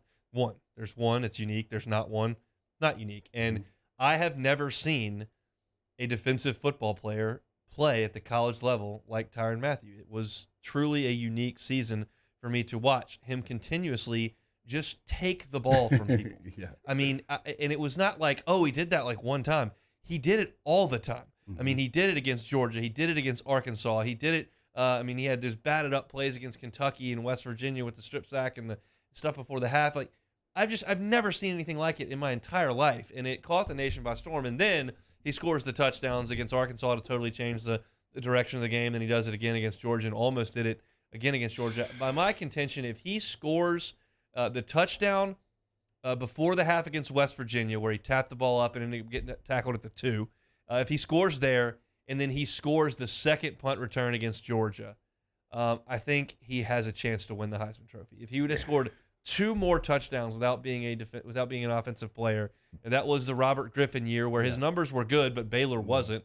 The door was open there if he had scored a couple more touchdowns.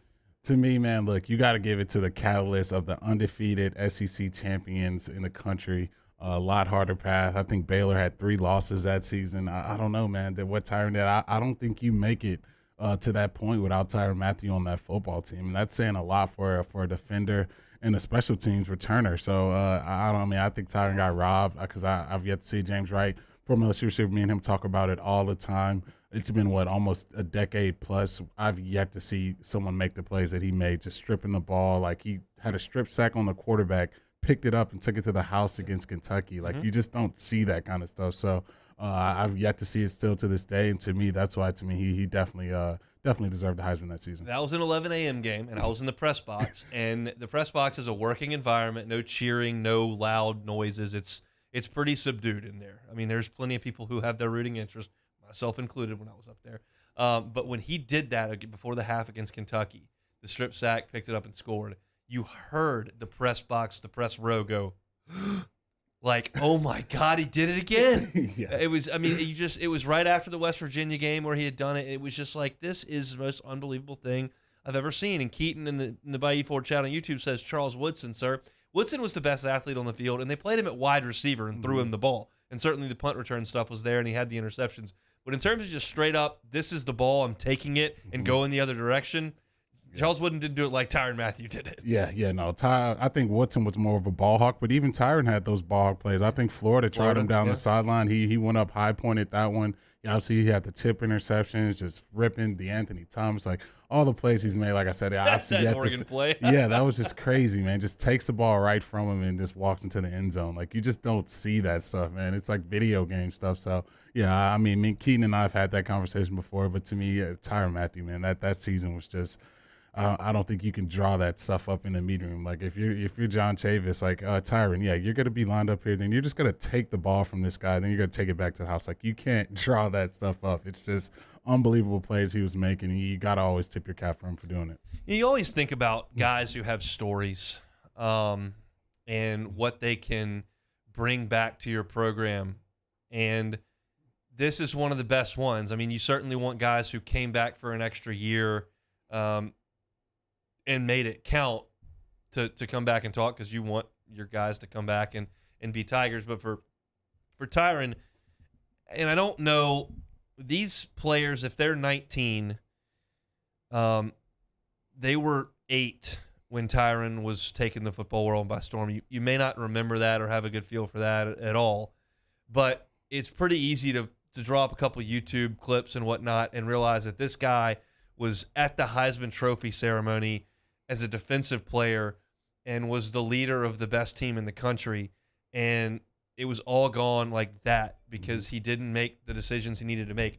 Just because you're a great player and you have celebrity status and you own this campus doesn't mean it can't be gone. And so that message, I think, you can tell it if you're a coach and tell guys that you're not invincible, but it's more impactful when it comes from a guy who actually did lose the ability to play for LSU, which clearly he loves LSU. When you get kicked off a team and then come back and donate enough money where they name a room for you in the football facility, you probably have an affinity for that university and understand that your actions led to the consequences.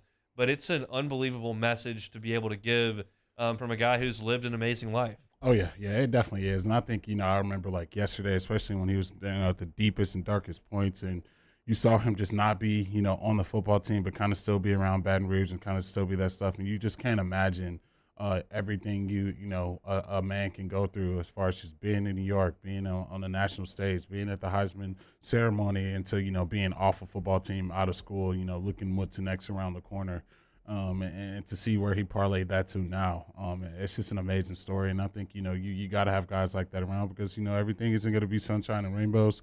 There's going to be some ups and downs, but how you bounce back and how you overcome adversity is, to me, so much more important. I think Tyronn is just the prototype for being that guy.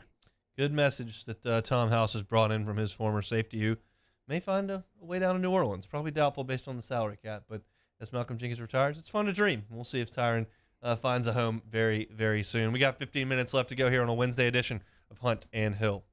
This is Hunt and Hill on 104.5 ESPN Baton Rouge. Brake Medics, BrakeMedics.com. Brake repair anywhere. Find everything you need there on BrakeMedics.com. You can request a free quote. Jeremy will tell you how. Yeah, all you got to do is go to BrakeMedics.com for your free quote today. You log into their website, put the make, year, and model of your vehicle, and whatever brake symptoms your vehicle may be dealing with at the time. They'll have all those options right there on the website for you to put in. Put your name, email, and phone number, and BrakeMedics.com will get back to you with the free quote today. Get you that quote, and then you'll set an appointment time. They will come to you at your home, at your place of work. The blue and red truck will pull up. They'll get the jack out, jack your car up. They'll repair those brakes, get you on the road in about an hour and a half. That is the most convenient thing in brake repair. If you got some issues, give Brake Medics a chance. Find them at BrakeMedics.com. Brake Medics, we make house calls. We opened up the playbook and expanded our coverage. Listen daily in high definition on 98.1 HD2. We are 104.5 ESPN Baton Rouge. There it is, the extra mile. On the border of expected and extraordinary for those willing to go further, like vans customized for work or play, with safety and tech to keep you connected. Supported by a 5-star sales, service, and finance team, and backed by the 1-star you know. So go the extra mile. It's never crowded because so few have what it takes to go there. Mercedes-Benz Vans. During these challenging times, we know your healthcare needs don't stop. Cancer, accidents, injuries, and heart disease are relentless. So we are relentlessly innovating to keep you safe, both virtually and in person, connecting you with providers remotely, advancing clinical spaces, providing rapid and accurate testing, social distancing, and certified cleaning protocols. We are Auctioner, and we will not slow down. Auctioner Health, innovating healthcare. Hey, look what I found! The motivation I needed to live healthier. My new favorite sport. I found my groove. I found I'm part fish. My second win when I needed it most. I found more than a gym. The affordable childcare this mom needed. Time for myself. We found our why. Have you found yours? At All-Star Toyota, you get it all. If you're in the market for an all-new Toyota vehicle, come see our friendly and knowledgeable sales team at All-Star Toyota.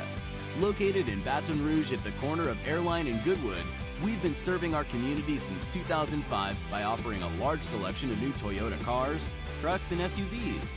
Get behind the wheel of your dream car and take a test drive at All Star Toyota today.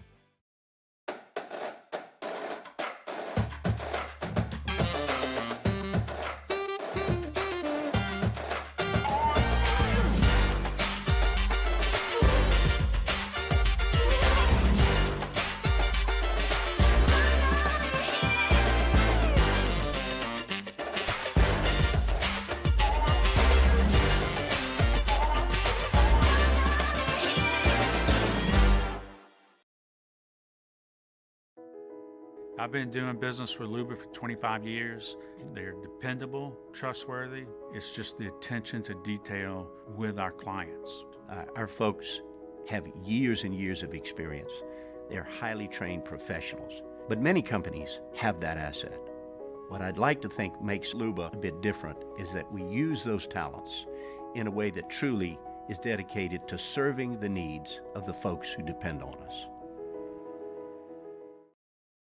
On Thursdays, Off the Bench, Chef Michael Johnson returns for another episode of Munchies. Preview a little LSU Auburn as well as the Final Four. And Coach Jay Johnson slides into the series. Off the Bench, 7 to 10 a.m., 104.5 ESPN.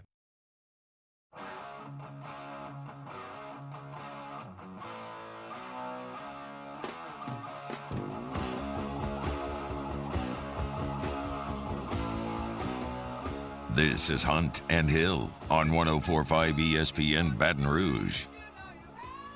I'll be safe out there. Some inclement weather coming into the area. I know last week we had this issue, and a lot of people said, well, this is no big deal. It's barely even raining. And then we saw what happened in New Orleans. So got to take all this stuff seriously. Everybody be careful. Don't get out on the streets if you don't have to. And hopefully it rolls on through and nobody is hurt or worse like happened last week. Scary times around here. So be safe out there, everybody. Let's finish up the show as we do every single day with some Take It or Leave It. I will crank things up here. After reports of being disgruntled with his current contract situation, Lamar Jackson has shut down all the rumors that he doesn't want to be the quarterback of the Baltimore Ravens. Ravens should make Lamar the highest paid quarterback in the league. Take it or leave it. I'll take it because they won't have a choice, man. Look, it's not about, who's the best or, who's been playing the best. It's about who's got to be free and who has a expiring contract coming up. So I think for the Ravens, they took Lamar and late in the first round, and, they were right. He won an MVP, won a playoff game, gotten us into the playoffs, been extremely competitive, and then without even a true number one receiver his whole tenure in the NFL. So coming up around the corner, you look at, what Deshaun Watson just got. You look at what Herbert's probably about to get. Joe Burrow's coming up. They're going to have to open the bank book up, man, and they're going to have to pay him a chunk of change, a lot of chunk of change. So as much as I don't think he's the best quarterback in the NFL, I just know, with how this whole thing works, he's got to be just by being a free agent. So, yeah, I'll take that one. All right. Michael McRoberts of Championship Analytics was doing some research on coaches going for it on fourth down and attempting two-point conversions, and he realized the math did not add up, especially for Coach Lane Kiffin. Are you taking or leaving? Coaches have gone too far going for it on fourth down in college football. Every situation's different, so I'll leave it. Lane had a Heisman Trophy type quarterback and a bad defense. And if he would rather have the game in his hands with his quarterback with the football as opposed to his defense out there, I kind of get it. Sometimes it was a little too ambitious on his side of the field. But if you feel like what's the difference in letting them go 28 yards or 77 yards, they're going to do it anyway. I'm going to go ahead and try to get Matt Corral to go score some points. It's entertaining. It's not my coach, so I don't have to worry about that necessarily. But, I mean, look, did he do it too much? Probably. But is there some sort of reason to it? Probably.